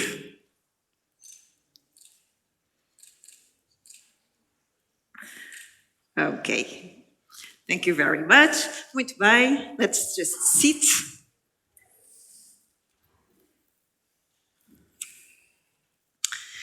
Tiago, I will start with you. I will make a question that might sound a little philosophical, but it's quite pragmatic. So if we look at a map, we have Portugal, we have the United States, and in the middle we have the Atlantic. How do you see this ocean? As an element of connection or of division? I clearly think, am I supposed to answer in English once you, so we'll have all the dialogue in English? That's supposed to be. Yes. Very well. So I would say that history tells us that the ocean has been an element of connection. That's quite clear. And I don't think that it's going to be differently. The ocean for Europe today is more than just an element of connection. It's the vital space of the European Union. Facing an aggression with the invasion of Ukraine by Russia in the east, and at this moment with all the question marks that we have in relation to what is happening on the west, the ocean is really what gives profundity to Europe. In fact, I say that Europe without the ocean is deaf, is blind, and is mute, because most of our communications came through the ocean. So this element of essentiality that the ocean is for Portugal is valid exactly for the Union, for the European Union as well. All our energy comes one way or another through the ocean. Our communications, our internet, our fiber optic comes through underwater cables. Our trade, our globalization travels by sea. So we totally depend on the ocean. And of course, the United States also depends on the ocean. So it's clearly... and we are all islands within. We are all islands within this planet, and this is why the ocean is 2/3 of the planet. So we better take use of it and take advantage of it, as we did in the past. The ocean is what made not only Europe and Portugal important, it's also what made the United States important. I have no doubts. So it's clearly an element of connection. Peter, you come from an island, so this is your reality also. And I would like to listen from you if the ocean is an element of isolation, or instead it fosters some cooperation between countries. If you think of a human, our eyes can see to the moon and beyond. Mm-hmm. But we cannot see into water. So in that way, we are divided from what's beneath. But if you travel with me on a visionary journey in your mind and lift away the Atlantic Ocean's water, you can walk all the way to America from Lisbon. So in every way, every island, be it the Azores, be it Ireland, be it an island in the mid-Pacific, we are all connected by the land underneath the ocean. We are all part of one planetary system, and we all depend on the water and the ecosystem of the water and the atmosphere. So we are at one, really. We just have to educate our human eyes. Let me just ask you to put your microphone a little closer to your mouth, okay?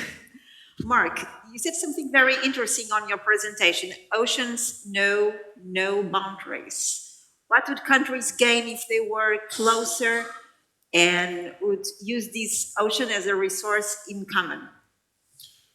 So obviously our national waters are, generally speaking, agreed to be 12 miles offshore, exclusive economic zones 400 miles offshore, and then everything else is areas beyond national jurisdiction. So those are common heritage of all mankind to be managed by all of us. And we need to think about how we're doing all of that and how it brings us together. Where you have places such as the United States and Cuba, very diametrically opposed politically, There is no gap between those two. The waters between them, the boundaries touch each other. The fish, the sea turtles, everything transits between the two countries. There can't be an ignorance of the shared resources, even in the situation of horrible, difficult political division. And we think we need to do that globally with everyone. And I think that's part of what we have to achieve in the future. Tiago, you mentioned the United Nations Ocean Conference this year in Nice, and you remember the one that took place in Lisbon 3 years ago. Well, let's remember the political declaration that took place and emphasized the need for greater action to address challenges like marine pollution, harmful fishing practices, biodiversity loss. We heard some commitments. What about the consequences of those commitments? Yeah, I think that the UN agreed declaration, which is the way we call to the final declarations of the United Nations Ocean Conferences, are always, of course, subject to UN agreed language. And we have here many ambassadors that served in the United Nations, and you know what that means. That means that somehow, this is what I meant by the dictatorship of the rule of consensus. It's difficult to make progress even when you are facing an emergency, as you are on the ocean sustainability issue, if you are subject to moving with everyone on board. So the UN agreed declaration has a language, and you know, by the way, it's already public, the UN agreed declaration for Nice, and the one that is now for Nice, agreed for Nice, could have been written for Lisbon 3 years ago. There is no much difference. They end up by being what we can say in English that are Christmas trees, where you refer everything, but you don't take action on anything. So in that respect, this is why I spoke so much about a transformative agenda in my intervention. We really need to focus more, find the priorities, and try to make sure that we work on the priorities. And that for me is clearly is that, as I said, is save what's left. 30 by 30, protect 30% of the planet, including the ocean planet, until 2030, is one of the ultimate goals of a humanities plan. I think that this goal, it's not regarded as important as the 2 degrees Celsius of the Paris Agreement, but in fact, one and the other are really the 2 goals that can save us during this century. And so it's very important that 30 by 30 becomes a very important goal. The scientists are telling that either we keep a kind of a critical mass of nature in the planet until 2030, or this critical mass will not be there by 2040. So in a way, the option is between 30 by 30 or 20 by 40, 15 years from now. These are exactly the type of priority that I would like to see subject of action, because we are 5 years ago from 2030, and it's very difficult to believe that in the ocean we will move from something around 3% of marine protected areas that we have to 30% of marine protected areas in 5 years. And are you optimistic? Well, I just said it. To ask me if I'm optimistic afterwards is very difficult. What I'm saying is that countries need to give the example, and Portugal is giving the example with plans like the Azores plan. Portugal jumped from 7 to 19% with the network of marine protected areas in Azores. So we are a role model. Azores are a role model. Thanks to Azores, we can say that Portugal is a role model. Let's put it that way. Peter, the 2025 United Nations Ocean Conference in Nice in a couple of weeks has the theme Accelerating Action and Mobilizing All Actors to Conserve and Sustainably Use the Ocean. What would be a good result, a good declaration at the end of the conference? Well, Tiago and many of the ambassadors are more expert of the inner workings of the United Nations than I, but I think if ultimately the UN declaration is a body of words, if it enables action, great. But we don't need a declaration to act. Each member country has its own sovereign authority. Regional governments, leadership, give examples. I know the Azores is going to be a point of destination for many in Ireland to look at the journey, the experience of the journey. Such a journey is not easy. Nothing hard is ever easy. Nothing worth doing, really important, is ever easy. Optimism is not a plan. If you want to scale a mountain, you've got to put the next step, followed by the next step, and then the next step. And even if you feel unable to actually put that next step, you've got to find how. And that endurance, perseverance, and crankiness at times. It's good to be cranky. It's good to be belligerent. It's good not to accept no. And sometimes you need to be hit with a no before you get strong enough to go for yes. We have no option, action. And we have to find pathways for action. Declarations can help. But I think in the context of Europe, and this is a moment for Europe to live up to its values. This could be a uniting period for Europe against tensions within and beyond, to the east, to the west. But we are the custodians of the largest sovereign area of the ocean on the planet. So that is a leadership responsibility. And now is the time. And an action can be as small as a step or as big as a marathon. But it's one step after another in a marathon. All steps count. Mark, I imagine that you share this vision. Peter told us. More than a declaration, what we need are actions and consequential actions. I think so. Tiago made a very good point that the UN process is extremely slow. Consensus statements are bland. On the other hand, authoritarian statements are not something we favor either. So I think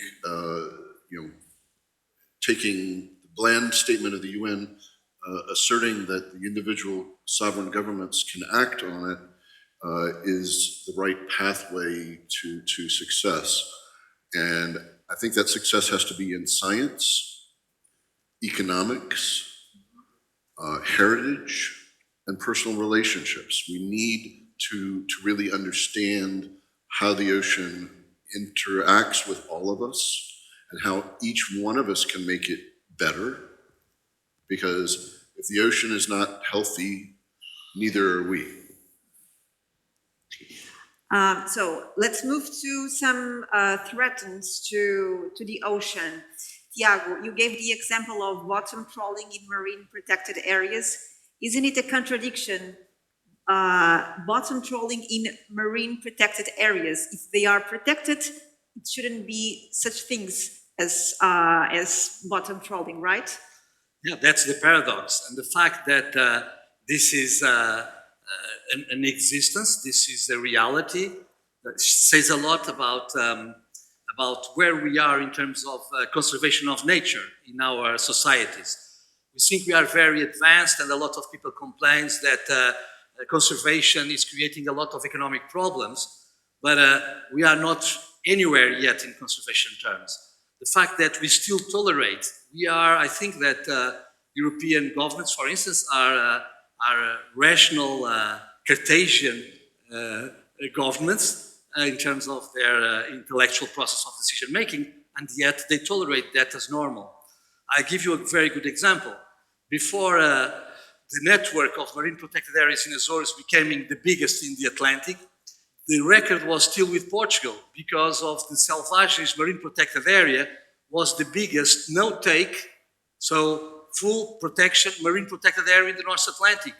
But the Selvagens is 3,000 square kilometers. The Azores is 300,000 square kilometers.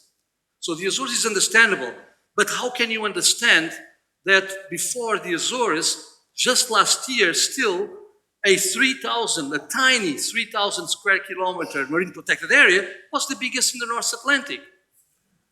So, this means that no other country in Europe, neither the United States nor Canada, had actually a bigger marine protected area than that. And that's where we are in terms of nature conservation and ocean conservation in this case. So we are really in the beginning. There is a lot to do. Peter, these are not subjects that civil society usually listens to and talks about every day. So what could be the medium and long-term consequences of bottom trawling? For ecosystems, of course. Bottom trawling is destructive by its nature. It's damaging any other life, be it coral life or any other life on the surface. It's also resuspending the sediments of the ocean. And those sediments are our best friends in terms of carbon capture. If we leave those sediments intact, they hide away carbon that can damage us. And every ounce of carbon that's sequestered is a payment of our life insurance policy. It's giving us another time period for humans to live on this planet. But optimism, there's reasons for optimism now as well. As Enda Kenny reminded us when we were in Paris, on the 20th of March this year in Brussels, for the first time in the history of the European Union, the leaders of the European Union dealt with and made strong conclusions on the ocean. For the first time in the history of the European Union. That's a point. I grab that and I say, okay, now we can work with that. Now we have something to come back to. And they looked forward to getting an ambitious, holistic, and a targeted ocean pact. But they have the right to come back if it's not strong enough. So have the Parliament. And we have mobilized interests in the Parliament. We have mobilized interests among member states. So this isn't going away as a political issue. The hardest thing was to get it to be on the agenda for the first time in the history of the state of the European Union. So I think we have to recognize that's progress. And that's a basis for more progress. One step, another step. But as far as we're concerned, there's no going back. That light switch moment has happened at the leaders of the European Union. We're not letting that light go back to darkness. We're about more light and less darkness. Mark, these kind of steps make the international legal framework stronger in order to make these protected areas actually protected? So any of these statements by the EU, the goal of 30 by 30, any of these things give us something to hang our hat upon. We can refer back to them. We can hold the politicians responsible for them. We can ask companies to comply with them. All of this becomes the mechanism of forward momentum and movement. And without that, we're not going to go anywhere. And so, yes, the UN statements are bland, and maybe the EU statement is aspirational, but it gives us something to use. It is our opportunity to move. You mentioned on your intervention aquaculture.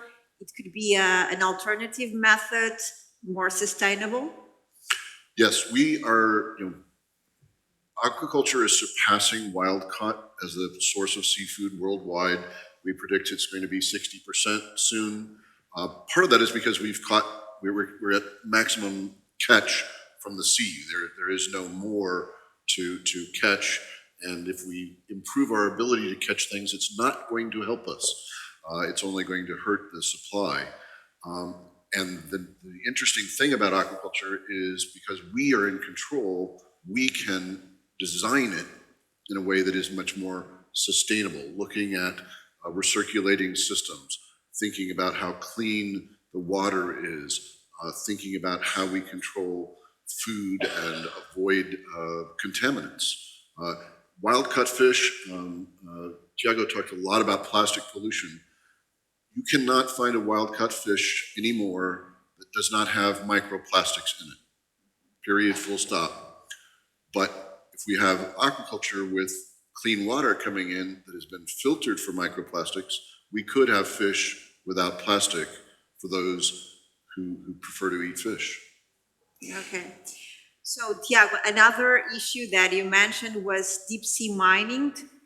Do you believe in a sort of balance between the extraction of these minerals and the preservation of the ecosystem, or is it hard to find it?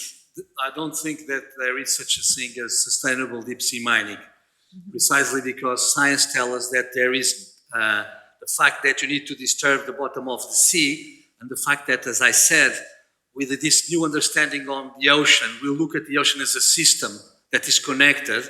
What happens in the bottom of the sea doesn't stay in the bottom of the sea. In fact, there is not even seabed, there is only sea. This means that the science tells us that if you mine the bottom of the sea, the plume of pollution, of sediments, will take over the water column, and the water column is where we have our food security, is where we have our fish stocks. And our fish stocks will be poisoned by these plumes.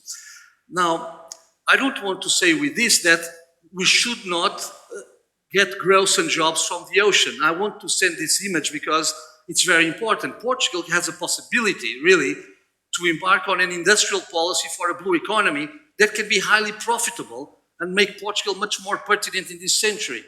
But we need to choose is where we can score and where we will have the advantage, where our competitive advantages.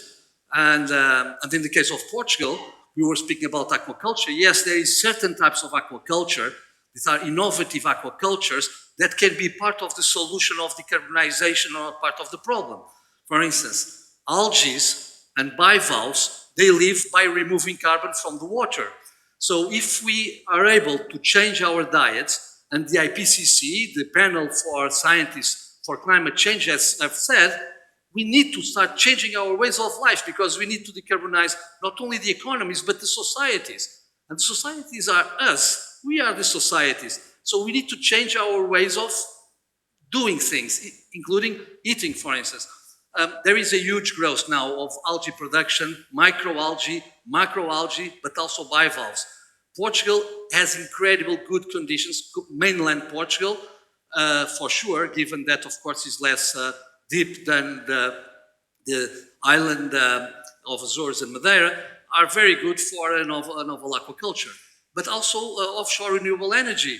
The government is trying to develop clean energy from sustainable floating windmills. That's something that can be very important for the future of one nation. And then there is the biotechnology, for instance. So I think what is important in biotechnology, I know that we have here in the audience Miguel Marques from Inovamar. Inovamar is an industrial consortium that is working right now with almost 150 million euros of capex to develop products in Portugal from biotechnology by having together not only the large economic groups in Portugal, but also the R&D that is best made in Portugal, and startups, blue biotech startups, that actually started being accelerated on a common program between Oceano Azul and Gulbenkian Foundation. And Isabel Mota is here, and she was the responsible from Gulbenkian to launch this program, the Blue Bio Value. We have created the first generation of blue biotech startups from all over the world that were accelerated in Lisbon. And so this now became an industrial consortium. So things can move, but we need to have the focus, and of course you need to have the resources, and you need to have the strategies. But what I think it is important is to choose, to pick and choose, and not just continue doing everything. Because at the same time, we are getting money in Portugal, subsidies from the European Union to continue to hunting down all the sharks that exist. And that's wrong. Peter, we are talking about minerals that are critical for new technologies. So there's a huge demand. Could this extraction be conducted in a less disruptive way? Look, I'll be blunt. Seabed mining is not a solution. We have enough rare earth minerals on the land to satisfy our needs. We have alternative ways of recycling already used rare earth minerals that are much better idea, probably much more profitable in reality. And if I could just comment from the outside perspective to the Portuguese audience, what is happening in Overmar, if that's the right term, in Overmar, I've not seen anything move at this pace or at this scale anywhere. So this could be another showcase by Portugal on an example of how to change the economic paradigm. And it's not bad to make profit. It's bad to do it in a destructive way for the rest of mankind. So we need industries. We need smart industries. And this could be a wonderful example in the biotech area across a multiple of vertically integrated industries to find really smart ways of using marine origin materials in a non-destructive way. Just as for Ireland, the opportunity with offshore floating wind is transformative for us in our energy usage. It's carbon neutral, could satisfy our entire national need and allow us to export and not burn an ounce of carbon. So there are, again, great opportunities in this arena to be seized. Mark, we talked about a huge demand, but at the same time, there have been a lot of moratorium from the international community. Do you think they will manage a way to suspend or even stop this deep sea mining? I really hope so. And I think part of it, Tiago said there's no way to do it sustainable. Peter said that we have other ways of getting these critical minerals. We've done studies that show that this is not even economical, right? You can't make money off of seabed mining in any way that has been promised by anyone. We have a report on our website on this. Meanwhile, you have 23 nations who have said, let's not do this. You have numerous major corporations who say that if you bring us these metals, we won't take them from this source because it's not sustainable. The United Nations Environment Program's Sustainable Blue Economy Working Group has issued a study that says this should not be part of anybody's investment portfolio. As a result of that, a number of insurance companies such as Swiss Re have said, we will not insure seabed mining. Maersk has said they will not supply ships for seabed mining. The number of major banks have said they will not finance seabed mining. So the consensus seems to be growing, not shrinking. The International Seabed Authority, who comes out of the UN Convention on the Law of the Sea, who's responsible for regulating this, is developing regulatory systems to govern it, which are very slow in coming, thankfully, and a lot of input has been going into them to try and create a precautionary approach to doing this and really limit the harm that can come from it. Of course, my country and our newest president issued an executive order avoiding this UN obligation, this international law, and has told the Canadian seabed mining company that approached us that they can go seabed mining. That was roundly rejected by the international community, as it should have been. So I have a final question for Tiago, because every time that in Portugal we talk about oceans, we commonly talk about the promised expansion of the continental shelf. So Portuguese area would become so much wider. What would we do with it?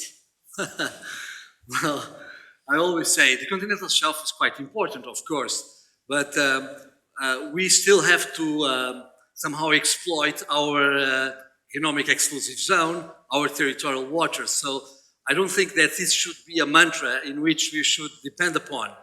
I don't think that, I think it's very important. I think that future generations will not forgive us if we actually do not fight at the United Nations to get this continental shelf. It's ours, according to the international law, according to the Convention on the Law of the Sea. But I don't think that the only use for a continental shelf is to go after minerals. As my colleagues here have already said, there are much things that we can do, much more important things that we can do, so that we don't need to continue using the extractive linear model of economic development of the 20th century in the 21st century. Of course, what we need is to change our ways of doing things. And the circular economy, recycling is very important. One of the things I always think when I speak about seabed mining is, how is it possible that I can have as many cell phones as I want in my house? How is it possible that I can just go to a shop and buy one without having to return my old one, so that all the minerals that are here are recycled for the next ones? This is what the age of wisdom that I referred in my early intervention means that we need to stop to think and avoid doing things as we did when we didn't know about the impacts and the consequences. We are clearly still on the year of Industrial Revolution, and it's clearly that in order to save our skins, we have to move to an era of environmental sustainability. And this is something that I'm sure the generations that are coming need to do it, because if we are going to be here on the 23rd century, it's because the 21st century is the century of decarbonization. And for that, we need to be coherent, and we need to stop doing things that we know do not contribute to decarbonization, but contribute to the opposite. So it's certainly a step, but it doesn't have to be the next step. We can wait. I think that we will do much better with this incredible revolution that is the bioeconomy revolution, which is coming and which is happening already, and where we will take a lot of advantage from living biota, from the ocean, from land, to generate products of high value. This will allow us, in a way, using through biotechnology, all this biota that exists in the ocean will allow us to decouple our raw materials from the natural resources. This is what is going to make our civilization viable, because they are, at this moment, all our raw materials are natural resources. And we need to make the decoupling of this, and biotechnology is the way to do it. And this is what actually we did already in one industry, with pharmaceuticals. When we started the 20th century, all the medicine was based on animals and plants, with the exception of the aspirin, because Bayer had already invented the aspirin out of a chemical subproduct. But when we finished the 20th century, all the medicine is synthesized. We don't go after animals and plants on the forests anymore to get medicine. And we will have to do that in all other aspects of life, including with food, but also with materials of construction, building materials. I have to say, Inovamar, with what it's doing, is proving that it's possible. In Portugal, the major economic groups, Jerónimo Martins, Sonai, Amorim, Semapa, Têxtil Manuel Gonçalves, Cofisa, they are all united in this industrial consortium, exploring biota from the ocean to actually develop these high-value products. We are getting short in time still, Peter. Yes? And one thing is, well, if there's a young economist out here, we've often talked about this. When you extend your continental shelf, and Portugal is then sovereign custodian of even more ocean seafloor territory, that's natural capital. A new paradigm is to be evolved. If you evolve it, you'll win a Nobel Prize in economics of the new model of natural capital. So there's a challenge for young economists in the audience. And it's only 4 decades ago, or I'm stand to be corrected, that the concept of risk capital did not exist. Okay? So let's change the world. Very well. Thank you very much. Muito obrigada aos três, Tiago, Peter e Mark. I ask an applause.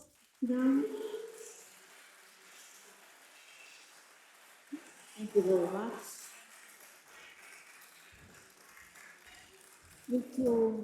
Muito obrigada a todos os que nos acompanharam nestes últimos minutos. Entretanto, recebemos um convidado muito especial, o Sr. Presidente da República, que ainda acompanhou aqui uma parte da nossa conversa. Estivemos a falar sobre os desafios dos oceanos e também à procura de soluções para responder, e todos gostávamos que o Sr. Presidente da República acompanhasse o vídeo de boas-vindas desta conferência, que ilustra da melhor forma a realidade do nosso oceano. Para si.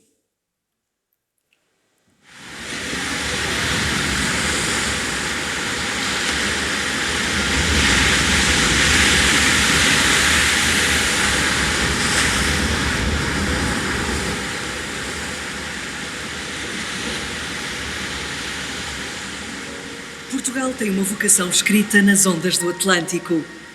Somos um povo moldado pelo mar, com um passado que navegou além do horizonte e um futuro que se desenha nas profundezas do nosso oceano. Hoje, mais do que nunca, somos chamados a honrar esse legado, com responsabilidade, visão e coragem. Portugal detém uma das maiores zonas económicas exclusivas da Europa.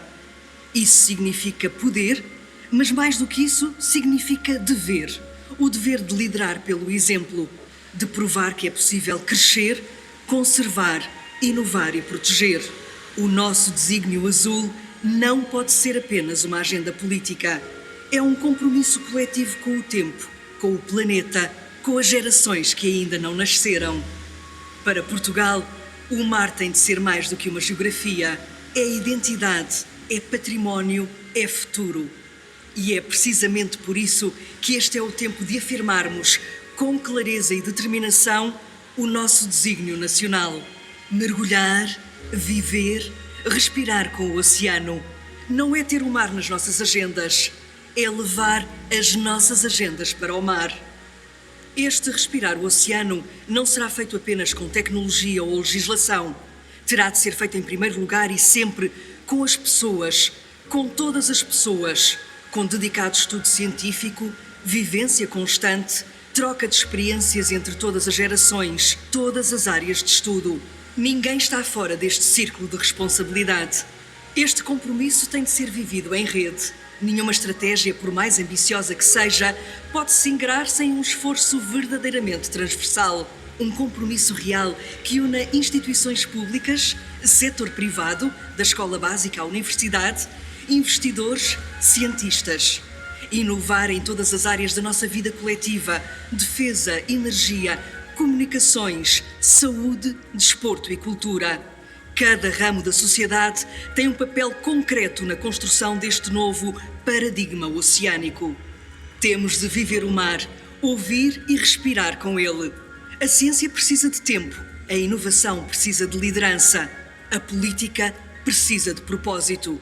Temos nas nossas mãos uma escolha que irá definir a relevância de Portugal nas próximas décadas. Ou somos pioneiros em todas as áreas de desenvolvimento, ou seremos cúmplices de uma era de desperdício colossal da maior e mais desconhecida parcela do nosso território.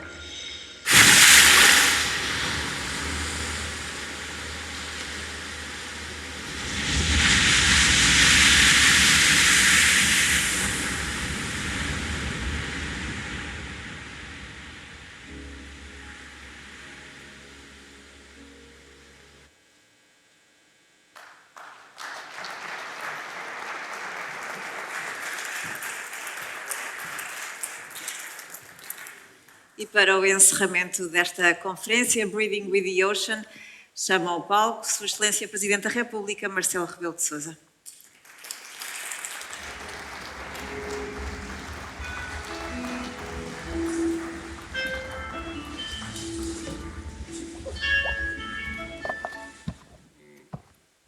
Senhor representante da República para a Região Autónoma dos Açores, Senhor Presidente do Governo Regional dos Açores, Senhor Presidente da FLAD, nosso anfitrião, Senhor Comissário das Celebrações dos 40 anos da FLAD, ilustres oradores, um nosso, da Casa Português, o professor Tiago Pitta, dois que vieram de fora e que pude ouvir ainda agora, membro do Conselho da Missão da União Europeia, Restore Our Ocean and Waters e embaixador do Oceano, Peter Heffernan. e o seu presidente da Ocean Foundation, Mark. I was supposed to speak in Portuguese, but I discovered, a little bit surprised, that it's perhaps easier to speak in English. The first reason why I'm here is to say on behalf of the Portuguese people and Portuguese state how happy we are with the 40 years of FLAD. It was founded in the beginning of the 80s, middle of the 80s, as a kind of Luso-American foundation, cooperation between the two states and the two governments, but also with universities, with scientific researchers, with, of course, companies, with civil society, as we say it, with everyone. In Portugal, but mostly in Portugal and the United States, but in a sense, all over the world. Because being Portuguese means being universal. The United States knows it by heart, because we were the first neutral country to recognize the independence of the United States of America. Although our oldest ally was England. We had already 150 years of alliance, the oldest alliance in the world, and anyhow, we really recognized the independence of the United States, and the founding fathers toasted not with Azorian wine, but with Madeira wine. That is also wonderful Portuguese wine. They could not do it with Oporto wine because the English used to do it. It was impossible to declare independence and toast with the same wine that the colonial power used to toast. Anyhow, so first of all, congratulations. Congratulations for your past, congratulations for your present, congratulations for your future. Congratulations for the relationship we have and we shall always have with the United States. Congratulations for your work on science, technology, younger generations, Portuguese going to the States, American coming to Portugal, the legislators, American legislators, both federal and state legislators coming every year to Portugal. So many of them from Azores.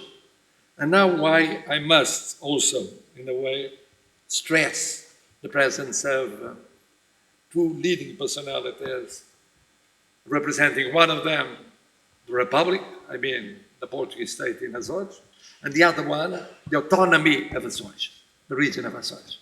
It's because Azores is a wonderful example of what we think and we do concerning the oceans. What we are preserving in Azores, in the ocean, is an example. Example for Europe, example for the world. And then we're coming to the idea of this conference. How clever. I wouldn't dare. I wouldn't dare because now people discuss mostly abstractions. Shall we be unilateralists or multilateralists? Shall we be protectionists or non-protectionists? How is relations today between the European Union and the United States of America? Those are key issues that in a way are the subject of discussion and debate in the academy and researchers and so on, so on, so on.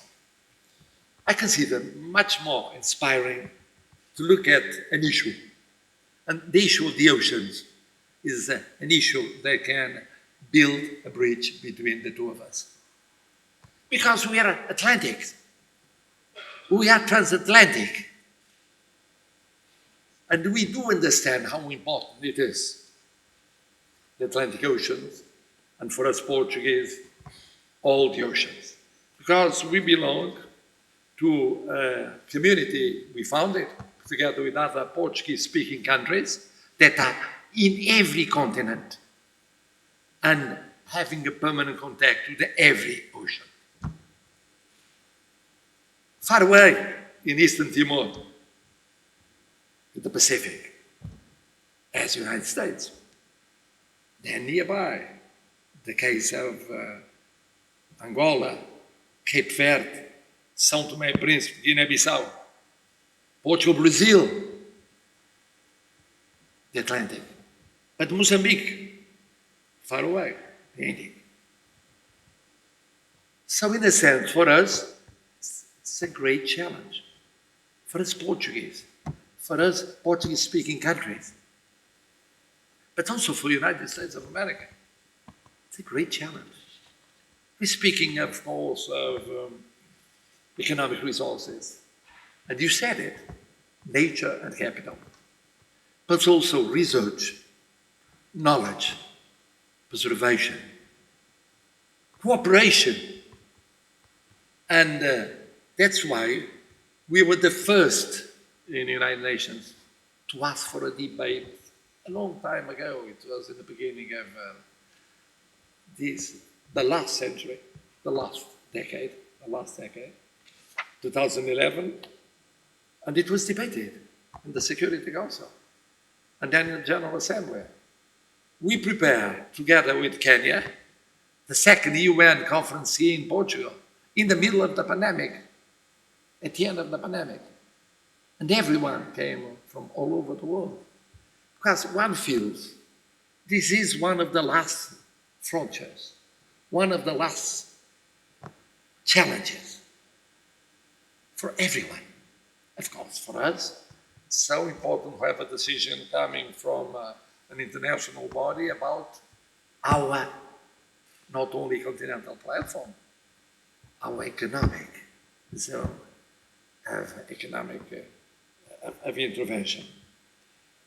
But we know that we don't need to be in total agreement about climate change or climate action to understand that to preserve the ocean, it's a way of climate action.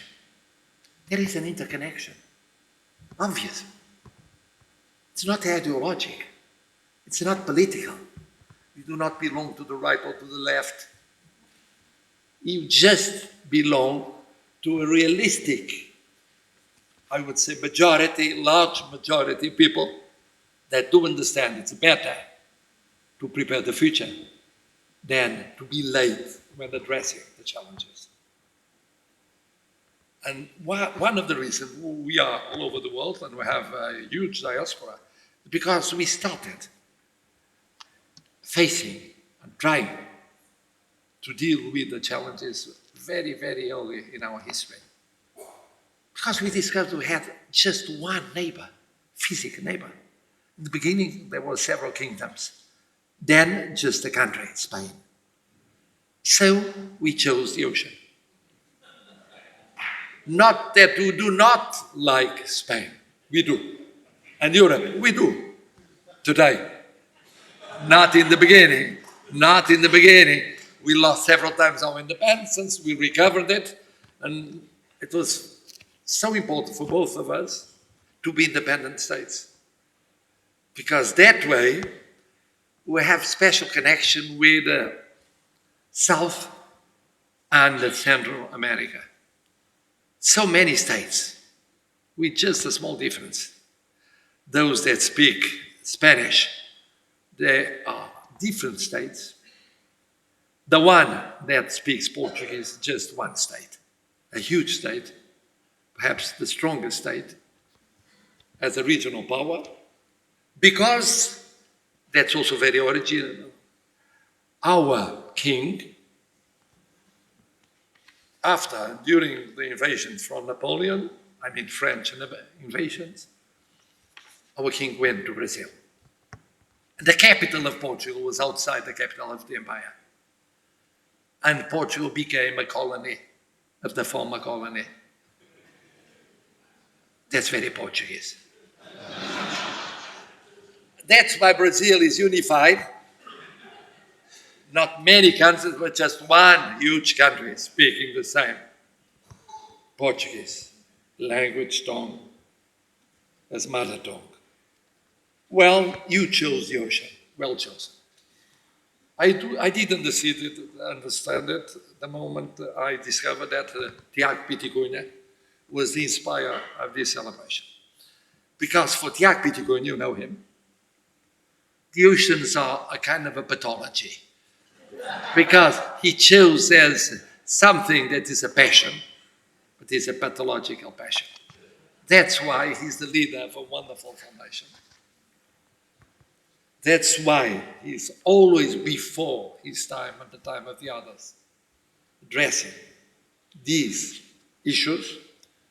It's why you chose this bridge between the United States and Portugal. Of obvious agreement, no disagreement. No disagreement about the next future, about the middle-term future, mid-term future, but about long-term future. In the UN, in other international organizations, bilaterally, unilaterally, each country, like Portugal, doing its best. The region of Azores, Madeira also. It's a long, long fight. But in the case of this fight, there is an additional advantage. The Atlantic is also a bridge, a geopolitical bridge between the two of us. The United States used the Azores as a key point just after the Second World War. It started with the British, but then came the Americans. And there's a point that the Pentagon and the Congress started considering that it was no use keeping this bridge, this American presence in Azores. And we were worried because it was so obvious having this kind of reality, economic, social, political reality, human reality. Don't forget that the majority of 1.5 million of Portuguese, Luso-American citizens living in the States come from Azores.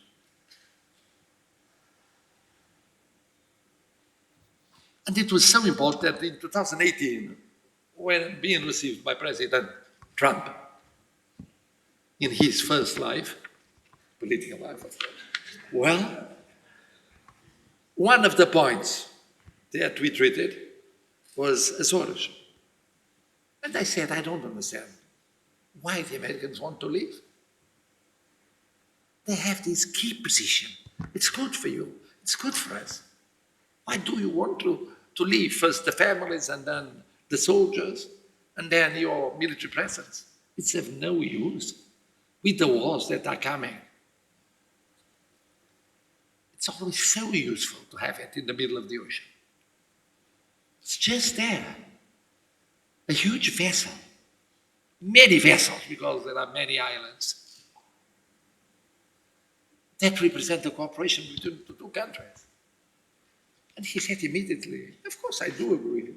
You do agree, but some of your predecessors, and mostly some of the people important in the Pentagon and the Congress, don't think it's so vital for you and for us.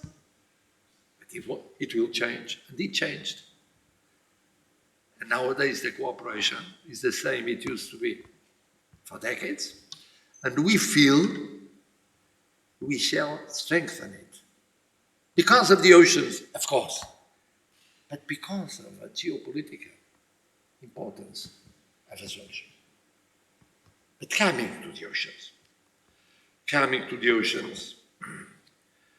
this conference, it's a symbol of what we can achieve. Tiago said it. The main economic companies in Portugal and groups are cooperating, investing in this field, in this sector. And we shall go on fighting the same war. Now in June, conference on the oceans, we'll be there. We'll be there, of course, happy, because we see that the French are aware how important it is. Both the French and President Macron. It's useful for both of them. For France and for President Macron. Nobody is eternally president. So it means it's good to have someone, European, as others coming from other continents, debating this issue. I've been receiving heads of state and heads of government from the Pacific. Those many islands, those many small states. For them, the ocean is a dramatic reality. They feel it every day, that what is coming up, the temperature is getting higher. It's a problem of survival. Not just a problem of so many states in the General Assembly of the United States, of the United Nations. No, because it's their life, it's their people, it's their daily worry and drama. This means that really the celebration, not of the past, just of the past, of the present, but of the future, and the oceans are the future, it's the right celebration. Choosing the oceans was the right choice. Choosing the United States and Portugal to debate the oceans was the right political decision. So for once, we were very happy when conceiving this kind of celebration. I'm personally happy about it, but mostly I am honored for what FLAD has been doing, what Portugal and the United States have been reaching throughout 200 of years of history, and in this common fight for the oceans. We count on the United States of America. The United States will always count on Portugal in this key challenge for you, for us, for the world. Thank you.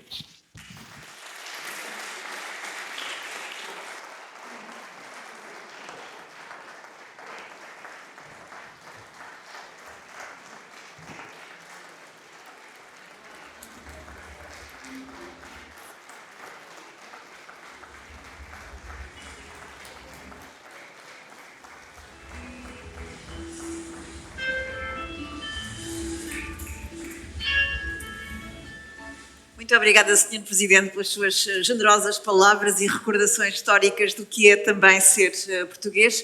Agradeço também a presença de todos os que estiveram a acompanhar esta conferência. Recordo que é a primeira de muitas iniciativas para assinalar os 40 anos da FLAD e, portanto, até outubro estão todos convidados para acompanhar as restantes iniciativas deste projeto para assinalar 4 décadas de aliança entre Portugal e os Estados Unidos. Muito boa tarde a todos e obrigada.